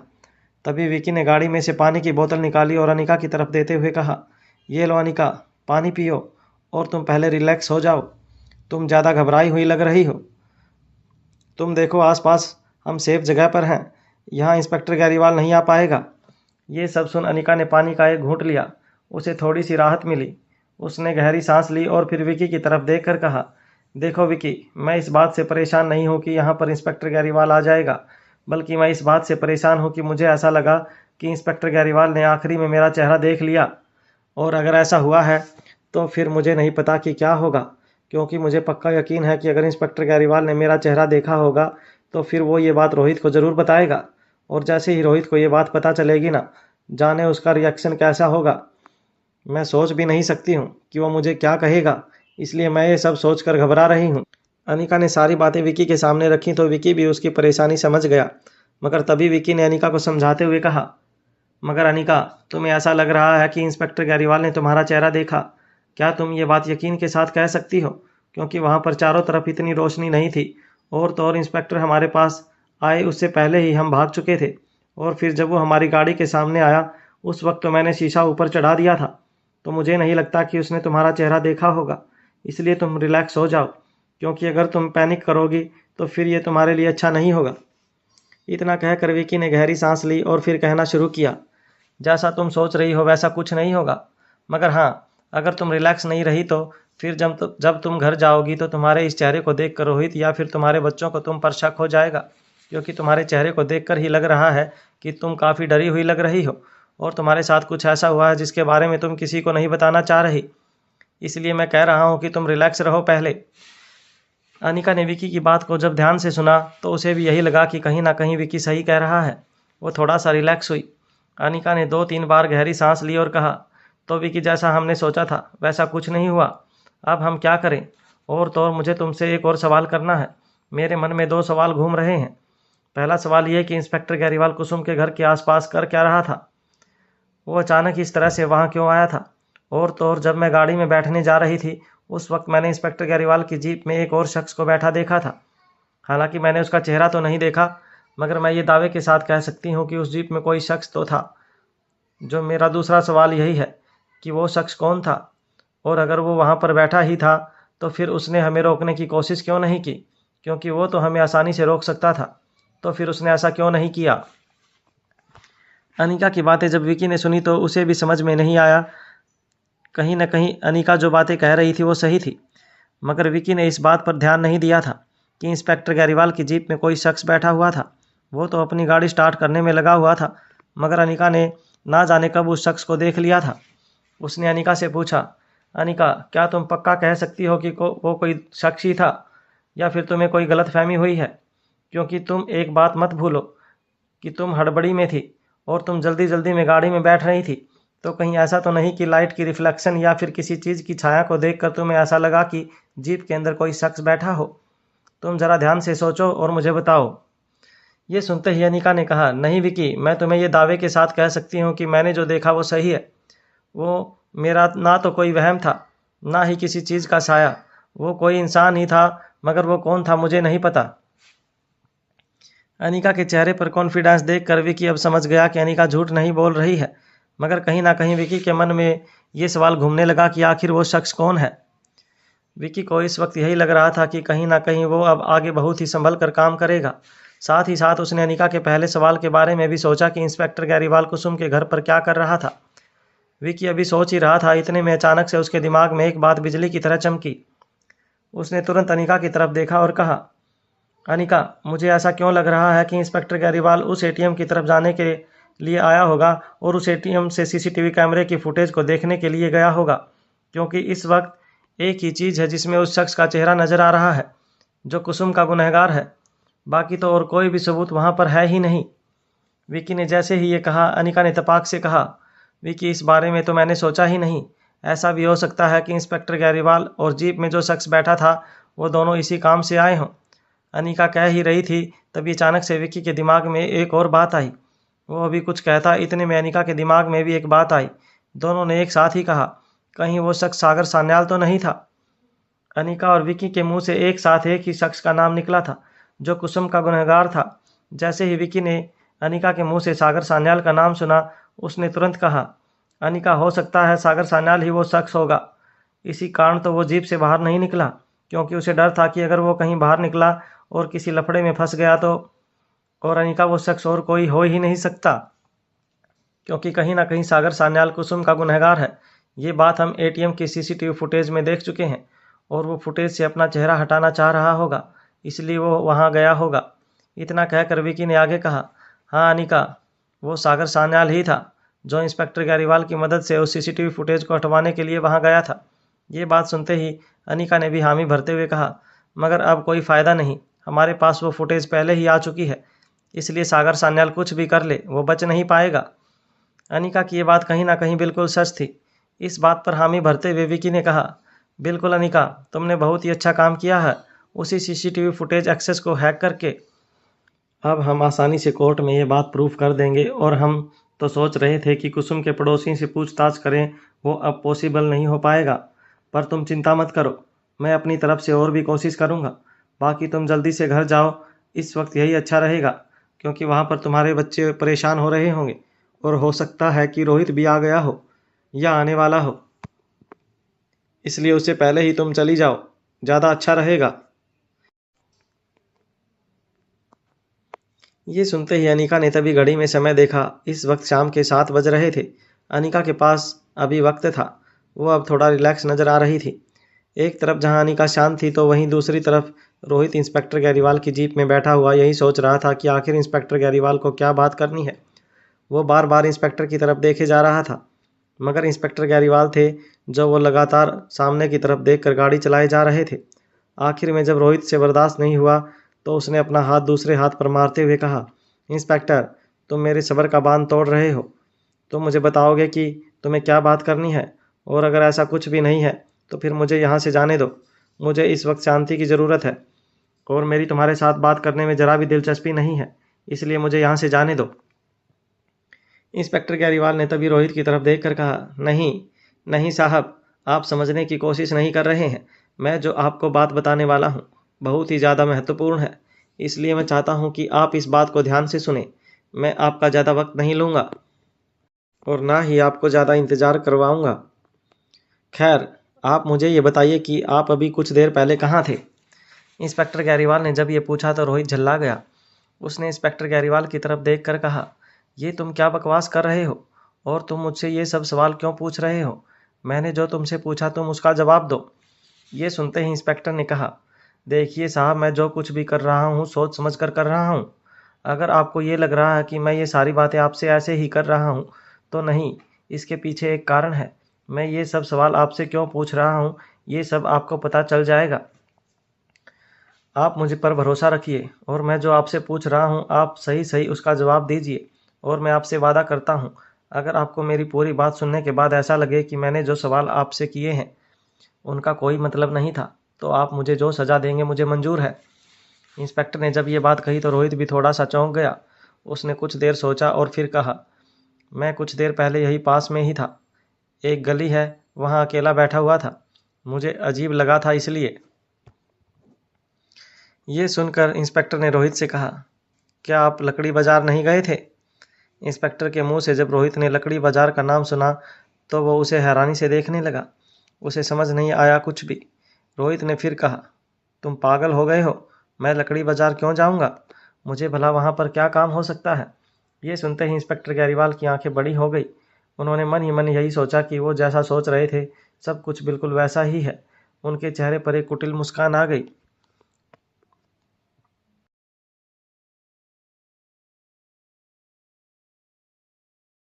हेलो गाइज, हमारे यूट्यूब चैनल पर आपका स्वागत है। अगर आपने अभी तक हमारे चैनल को सब्सक्राइब नहीं किया है तो प्लीज़ चैनल को सब्सक्राइब करें, लाइक करें, कमेंट करें और अपने दोस्तों के साथ शेयर करें। इंस्पेक्टर गेरीवाल के सवाल पर रोहित ने यही जवाब दिया था कि वो लकड़ी बाजार नहीं गया था। इंस्पेक्टर गेरीवाल ने जब ये सुना तो उसके चेहरे पर एक कुटिल मुस्कान आ गई। वो मन ही मन सोचने लगा कि उसने जैसा सोचा था असल में वही हुआ था। रोहित अब इंस्पेक्टर गेरीवाल की तरफ देख रहा था। इंस्पेक्टर गेरीवाल के चेहरे पर आए कुटिल मुस्कान को देखकर रोहित ने तपाक से पूछा, क्या हुआ इंस्पेक्टर? तुम इस तरह से मुस्कुरा क्यों रहे हो? आखिर बात क्या है? मुझे पूरी बात बताओ। इंस्पेक्टर गेरीवाल ने जैसे ही ये सुना उसने रोहित की तरफ देखकर कहा, आपकी पत्नी अनिका जी को मैंने अभी थोड़ी देर पहले लकड़ी बाजार में देखा, इसीलिए मैंने आपसे ये सवाल पूछा। इंस्पेक्टर ने जैसे ही ये कहा रोहित की मानो पूरी दुनिया हिल गई और जिस जगह पर वो बैठा था वहीं पर मानो वो जम सा गया। उसे अपने कानों पर यकीन नहीं हुआ। उसे तो लगा कि इंस्पेक्टर गेरीवाल मजाक कर रहा है या फिर कोई प्रैंक कर रहा है। रोहित ने उसकी तरफ घूर कर देखा और पूछा, इंस्पेक्टर अगर ये कोई मजाक है तो पहले बता दे रहा हूँ कि अनिका के बारे में कोई मुझसे मजाक करे, ये मुझे बिल्कुल बर्दाश्त नहीं।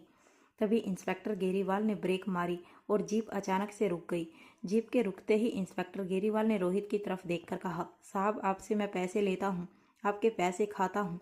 आपको लगता है कि मैं झूठ कहूँगा? मैं जो भी कह रहा हूँ सच कह रहा हूँ। मैंने अभी थोड़ी देर पहले अनिका जी को लकड़ी बाजार में कुसुम के घर के पास देखा। उसके साथ एक और शख्स था। मुझे शुरू में लगा कि वो शख्स आप ही थे, मगर फिर मैंने सोचा कि आप मुझसे झूठ नहीं कह सकते और मैं वहाँ से आ ही रहा था। इतने में रास्ते में मैंने आपको अकेले उस जगह पर बैठा देखा, इसीलिए तो फिर मैं आपसे सवाल करने आपके पास पहुँचा था और तभी मैंने आपसे ये कहा कि आपके लिए मेरे पास एक बात है। तो बताइए, इतनी सारी बातें सुनने के बाद आपको लगता है कि मैं आपसे झूठ कहूँगा?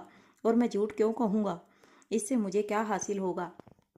इंस्पेक्टर की बात सुनने के बाद रोहित बुरी तरह से हैरान हो गया। उसे समझ नहीं आ रहा था कि आखिर उसकी ज़िंदगी में हो क्या रहा था और उसकी ज़िंदगी उससे चाहती क्या थी। रोहित जहाँ सब कुछ ठीक करने की कोशिश में लगा रहता था वहीं कुछ ना कुछ ऐसा हो जाता था जिसके कारण सब कुछ बिगड़ने के कगार पर आ जाता था। रोहित ने कभी नहीं सोचा था कि अनिका के बारे में उसे ऐसी चीज़ें सुनने को मिलेंगी। उसने जब इंस्पेक्टर गेरीवाल के मुंह से ये सारी बातें सुनी तो उसके मन में यही ख्याल आया कि क्या अनिका सुबह से अभी तक घर नहीं लौटी है। ये सोचने के साथ ही रोहित का मन बेचैन हो गया। उसने जल्दी से अपना फ़ोन निकाला। उसने जैसे ही फ़ोन निकाला तो देखा कि अनिका ने उसे बहुत बार कॉल किया था, साथ ही साथ बच्चों ने भी उसे कॉल किया था। रोहित ने जब ये देखा तो उसे याद आया कि वो जब उदास बैठा था उस वक्त ही उसे इतने सारे कॉल आए थे, मगर उसने किसी पर भी ध्यान नहीं दिया था। तभी रोहित ने इंस्पेक्टर से कहा, तुम यहीं पर रहो, मैं जरा आता हूँ। इतना कहने के साथ ही रोहित जीप से उतर गया।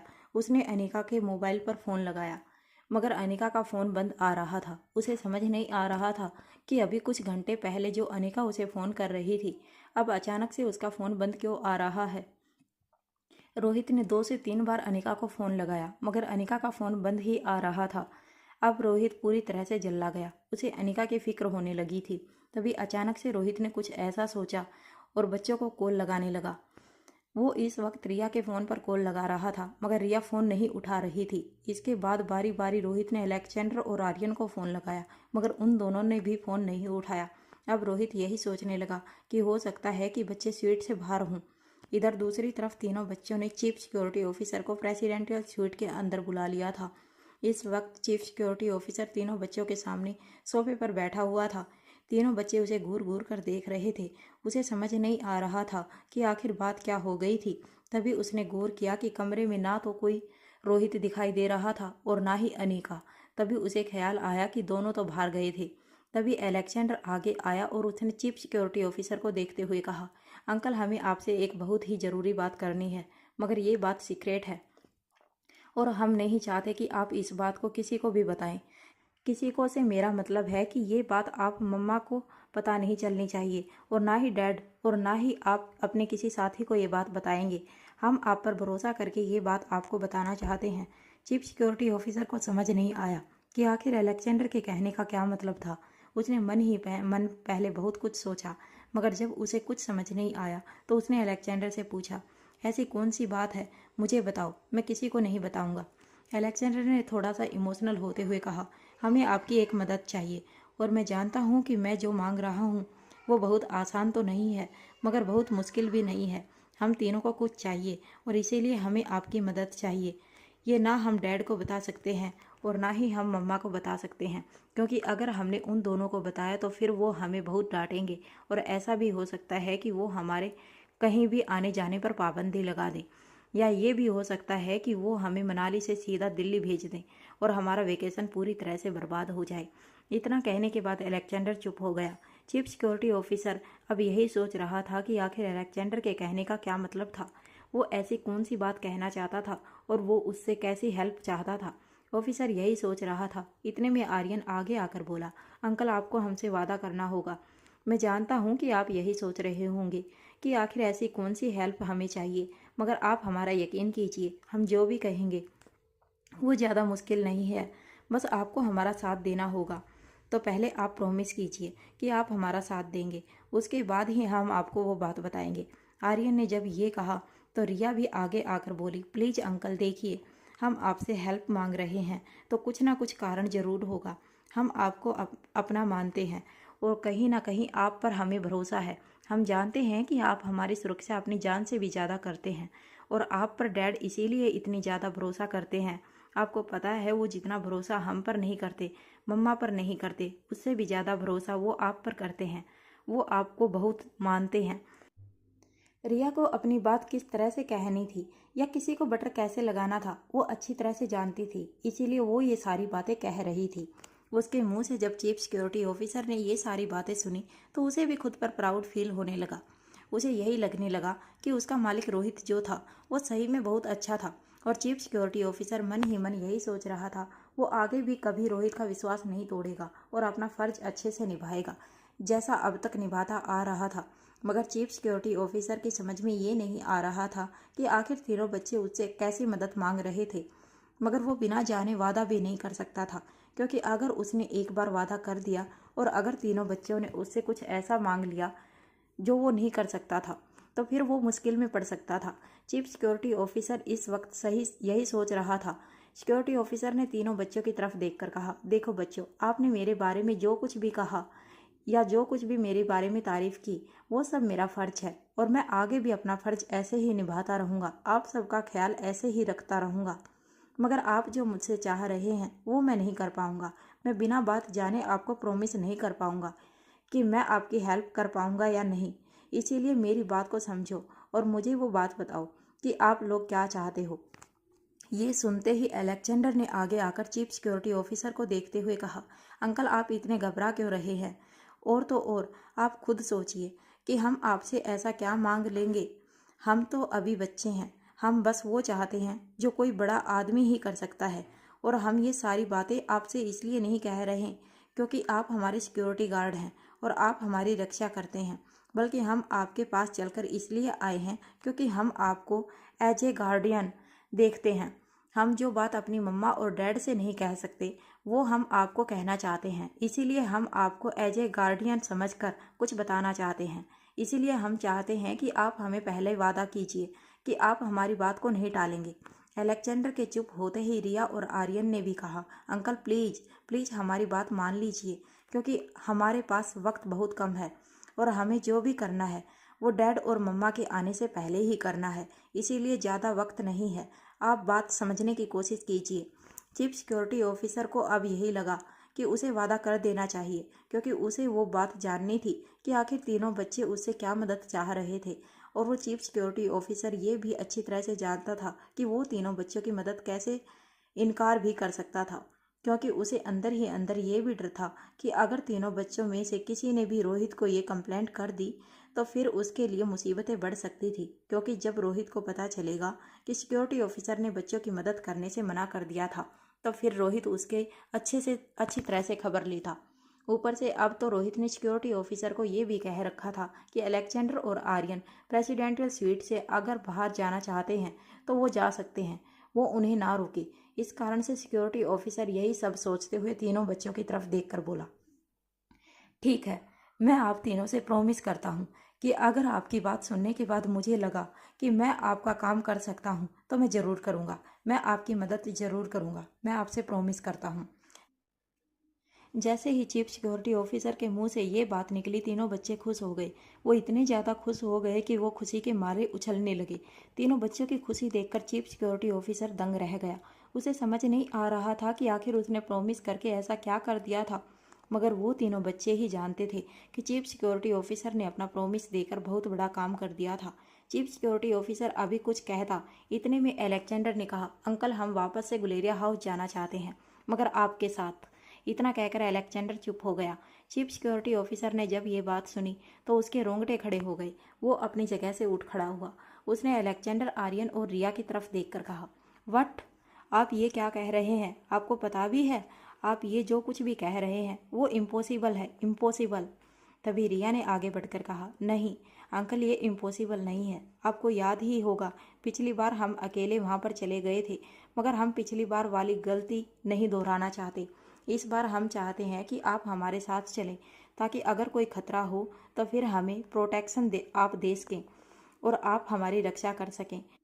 और तो और हम आपको इसलिए भी ले जाना चाहते हैं ताकि डैड को भी हम पर गुस्सा करने का कोई मौका ना मिले। मगर तभी रिया की बात को बीच में ही काटते हुए चीफ सिक्योरिटी ऑफिसर ने कहा, यह हरगिज नहीं हो सकता। भले ही मैंने आपको प्रॉमिस किया है, मगर मैंने ये भी कहा था कि अगर आपकी बात सुनने के बाद मुझे लगा कि मैं आपकी मदद कर सकता हूँ तो मैं करूँगा। मगर आपकी बात सुनने के बाद मुझे यही लग रहा है कि मुझे इस काम में आपका साथ नहीं देना है और मैं आपका साथ नहीं दूंगा। बस बात खत्म। ये सुनकर तीनों बच्चे चौंक गए। तीनों बच्चों की मदद करने से चीफ सिक्योरिटी ऑफिसर ने इनकार कर दिया था। अब उन्हें समझ नहीं आ रहा था कि वो किस तरह से चीफ सिक्योरिटी ऑफिसर को गुलेरिया हाउस जाने के लिए मनाए, मगर उन्हें कुछ ना कुछ तो करना था। तभी रिया ने आगे बढ़कर चीफ सिक्योरिटी ऑफिसर का हाथ पकड़ लिया। रिया ने इमोशनल होते हुए कहा, आप यही सोच रहे होंगे कि हम आपको गुलेरिया हाउस क्यों ले जाना चाहते हैं। क्या आप इसकी वजह नहीं जानना चाहेंगे? चीफ सिक्योरिटी ऑफिसर ने जब देखा कि रिया इमोशनल हो गई है तो उसे भी अंदर ही अंदर अजीब सा लगने लगा। वो नहीं चाहता था कि रिया रोए या फिर वो दुखी हो। इस कारण से चीफ सिक्योरिटी ऑफिसर सोफे पर वापस से बैठ गया और उसने रिया की तरफ देखकर पूछा, हाँ मुझे कारण जानना है, आखिर आप सब गुलेरिया हाउस क्यों जाना चाहते हैं, जबकि आपको पता है कि वो कितनी खतरनाक जगह है। दिन में भी वहाँ जाने से लोग कतराते हैं और आप सब इस वक्त वहाँ पर जाना चाहते हैं। मुझे ये समझ नहीं आ रहा कि।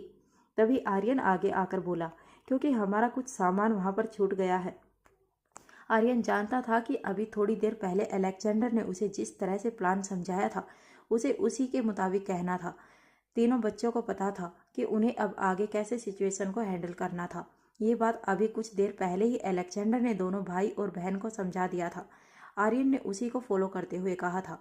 उसने आगे कहा, देखिए अंकल, ये बात आपको थोड़ी अजीब लगेगी, मगर सच्चाई यही है और ये बात हम डैड को नहीं कह सकते, क्योंकि अगर हमने उनको ये कहा तो वो फिर हम पर बहुत गुस्सा करेंगे और हो सकता है कि वो हम पर हाथ भी उठा दें, जो कि उन्होंने कभी नहीं किया। इतना कहने के बाद आर्यन थोड़ी देर शांत हो गया। चीफ सिक्योरिटी ऑफिसर अब बेकरार था आगे की बात सुनने के लिए। तभी अलेक्जेंडर ने कहना शुरू किया, अंकल, अभी कुछ दिन पहले जब हम तीनों गुलेरिया हाउस उस रात के अंधेरे में गए थे तो वहाँ पर हमें एक शख्स दिखाई पड़ा था। उस शख्स से हम मिले थे और उसने ये दावा किया था कि वो हमारी मम्मा की याददाश्त वापस ला सकता है। उसके पास कुछ फॉर्मूला है, कुछ नुस्खे हैं। हम उस शख्स से उस फॉर्मूला के बारे में पूछने वाले थे, मगर इतने में आप लोग वहाँ पर आ गए थे और उसी वक्त डैड भी वहाँ पर आ गए। इस कारण से वो शख्स ऐन वक्त पर भाग गया था। इतना कहने के बाद अलेक्जेंडर ने एक गहरी सांस ली और फिर कहना शुरू किया, आपको याद होगा जब आप गुलेरिया हाउस आए थे तो आपको वहाँ चारों तरफ खोजबीन की थी, मगर आपको कोई मिला था वहाँ? नहीं ना, क्योंकि जैसे ही आप लोग गुलेरिया हाउस के दरवाजे तक आए वो शख्स वहाँ से भाग चुका था। मगर उसने जाते जाते हमें ये भी कहा था कि दोबारा अगर हम चाहते हैं कि हमारी मम्मा की याददाश्त वापस आ जाए तो फिर हम उसे उसी गुलेरिया हाउस में मिले, और उसने आज की तारीख दी थी। दिन भर से तो हम भी यही सोच रहे थे कि आखिर हम गुलेरिया हाउस कैसे जाएं, मगर जब हमने देखा कि मम्मा कुछ काम से बाहर गई है और डैड भी किसी मीटिंग के सिलसिले में बाहर हैं, तो हमें यही मौका सही लगा। इसीलिए हमने ये फैसला किया कि हम इस बार आपको कहेंगे। इतना कहने के बाद अलेक्जेंडर चुप हो गया। उसके चुप होते ही रिया ने चीफ सिक्योरिटी ऑफिसर की तरफ देखकर कहा, अंकल, क्या आप नहीं चाहते कि हमारी मम्मी पहले की जैसी हो जाए?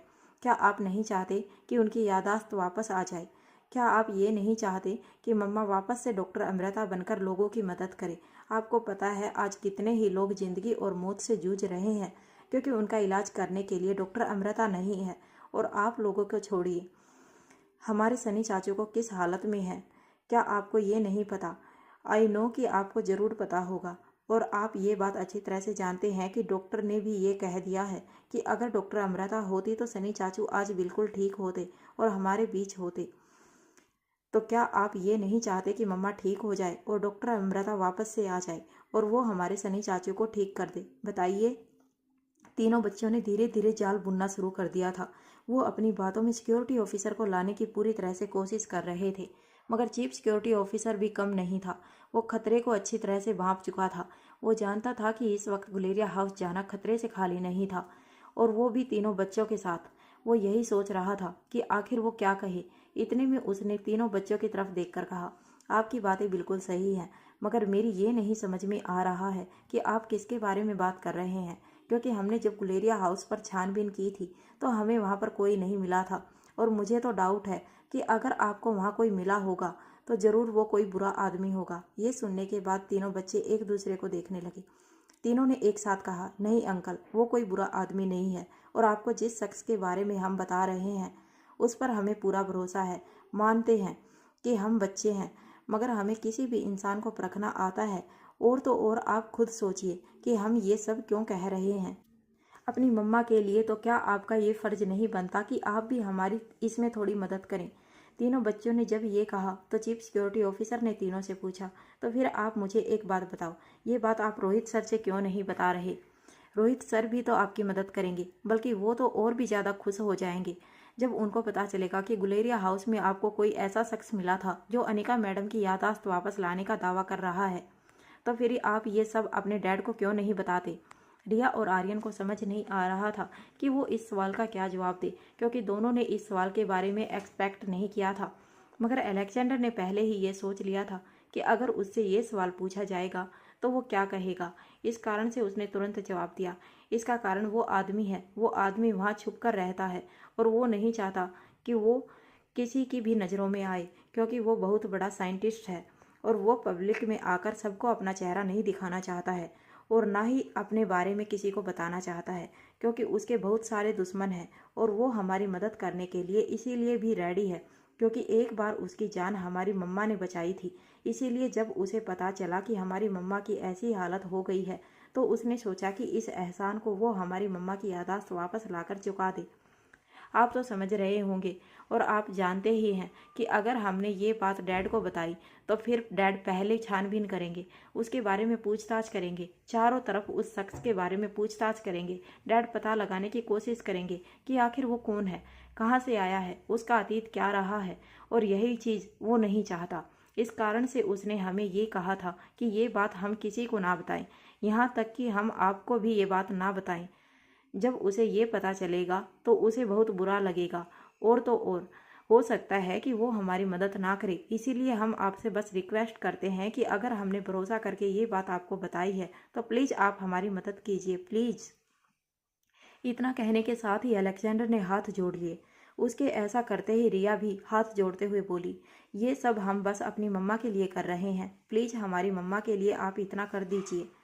हम आपका एहसान कभी नहीं भूलेंगे और हम आपको ना धोखा दे रहे हैं ना आपसे झूठ बोल रहे हैं। हम आपके साथ ही कार में गुलेरिया हाउस जाएंगे।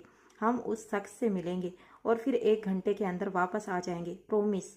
और आपको ना तो डैड से कोई परेशानी होगी और ना ही मम्मा से।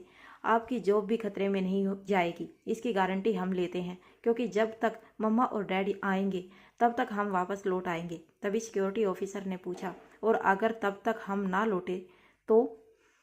और अगर वो दोनों पहले ही घर आ गए तो?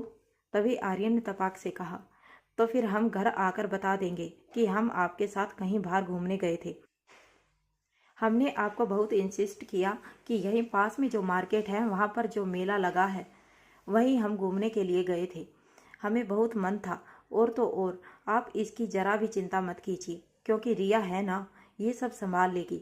आप तो जानते ही हैं कि अगर इसके एक बार डैड से कह दिया कि इसका मन था घूमने का और इसीलिए इसने आपको साथ चलने के लिए कहा, उसके बाद तो फिर डैड आपको कुछ नहीं बोलेंगे। चीफ सिक्योरिटी ऑफिसर ये बात अच्छी तरह से जानता था कि रोहित रिया की बात कभी नहीं टालता था और ना ही रिया पर कभी गुस्सा करता था। इस कारण से वो सोचने पर मजबूर हो गया कि उसे क्या करना चाहिए, वो बच्चों के साथ जाए या ना जाए। तीनों बच्चे इसी उम्मीद में थे कि चीफ सिक्योरिटी ऑफिसर जल्दी हाँ कर दे। वो तीनों बेसब्री से उसके हाँ करने का इंतजार कर रहे थे। मगर तभी चीफ सिक्योरिटी ऑफिसर ने कहा, मगर बच्चों, आप लोग जो कह रहे हैं उसमें बहुत खतरा है। तीनों बच्चों ने एक साथ कहा, देखिए बड़ी बड़ी चीज़ों में खतरा तो होता ही है अंकल, और हम तीनों छोटे बच्चे होकर इतना बड़ा रिस्क ले रहे हैं, तो क्या आप हमारी मदद नहीं कर सकते? आपकी जगह कोई और इंसान होता तो इंसानियत के नाते वो हमारी मदद कर देता, और फिर हमने तो आपको अपना गार्डियन सोचकर ये कहा है। सबसे बड़ी सोचने वाली बात यही है, जो बात ना तो हमने डैड को बताया वो हम आपको बता रहे हैं और आपसे मदद मांग रहे हैं। हमने कुछ तो सोचा होगा, किसी लायक तो आपको समझा होगा, फिर भी आप मना कर रहे हैं। देखिए, अगर आप मना कर देंगे तो ऐसा नहीं है कि हम उदास हो जाएंगे या हम आपसे गुस्सा हो जाएंगे, मगर हाँ, यही होगा कि फिर मम्मा की यादाश्त कब आएगी, उनका क्या होगा ये पता नहीं चलेगा। मम्मा ऐसे ही सफ़र करती रहेंगी, जो कि हम नहीं चाहते। और सबसे बड़ी बात यह है कि हमारी मम्मा के अंदर जो डॉक्टर अमृता है वो बाहर नहीं आ पाएगी, और अगर वो ऐसे ही अपने अतीत में छुपी रही तो फिर ना जाने कितने ही लोग मौत के मुंह में जाते रहेंगे, और हो सकता है कि कहीं हमारे सनी चाचू को भी। इतना कहते कहते तीनों बच्चे रुक गए। ये सुनते ही चीफ सिक्योरिटी ऑफिसर ने कहा, नहीं बच्चों, ऐसा मत कहो। अगर बात आपकी मम्मा की है, अनिका मैडम की है, तो मैं आपकी मदद करने के लिए रेडी हूँ, मगर ये मेरी पहली और आखिरी मदद होगी। अगर आप प्रॉमिस करते हैं तो फिर मैं आपके साथ गुलेरिया हाउस चलूँगा। इतना कहने के साथ ही सिक्योरिटी ऑफिसर ने अपना हाथ आगे बढ़ाया। तीनों बच्चों ने जब ये सुना तो वो खुशी से उछल पड़े और उन्होंने चीफ सिक्योरिटी ऑफिसर के हाथ में अपना हाथ रखते हुए कहा, हम आपसे वादा करते हैं, बस आप ये लास्ट बार हमारी मदद कर दीजिए, उसके बाद हम आपको कभी परेशान नहीं करेंगे। ये सुनने के बाद चीफ सिक्योरिटी ऑफिसर ने घड़ी की तरफ देखा। घड़ी में इस वक्त 7:30 बजने वाले थे। तीनों बच्चों ने भी घड़ी की तरफ देखा। तीनों ने इसके बाद कहा, हमारे पास वक्त बहुत कम है अंकल, हमें जल्द से जल्द गुलेरिया हाउस जाना होगा। मगर सोचने वाली बात यह है कि हम बाहर कैसे निकलेंगे, क्योंकि जैसे ही हम बाहर निकलेंगे आपके गार्ड आपसे तो ये सवाल पूछेंगे कि हम कहाँ जा रहे हैं, और कहीं किसी ने डैड को। इतने में चीफ सिक्योरिटी ऑफिसर ने कहा, आप लोग चिंता मत कीजिए, आपने जब मुझे जिम्मेदारी दी है तो मैं इस जिम्मेदारी को अच्छी तरह से निभाऊंगा, और ये सारा काम मैं अनिका मैडम के लिए कर रहा हूँ।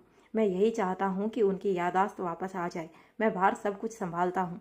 जल्दी से आप सब रेडी होकर बाहर आइए। हम अभी 10 मिनट के अंदर ही निकलेंगे, और हम कोशिश करेंगे कि आधे घंटे से 45 मिनट के अंदर ही हम गुलेरिया हाउस जाकर वापस आ जाएं, क्योंकि इससे ज़्यादा वक्त अगर हमने लगाया तो फिर हो सकता है कि हम मुसीबत में पड़ जाएं। तो जल्दी कीजिए। इसी के साथ सिक्योरिटी ऑफिसर उस प्रेसिडेंशियल सीट से बाहर निकल गया। अब तीनों बच्चे एक दूसरे को देखने लगे। तीनों के दिल की धड़कनें तेज थी।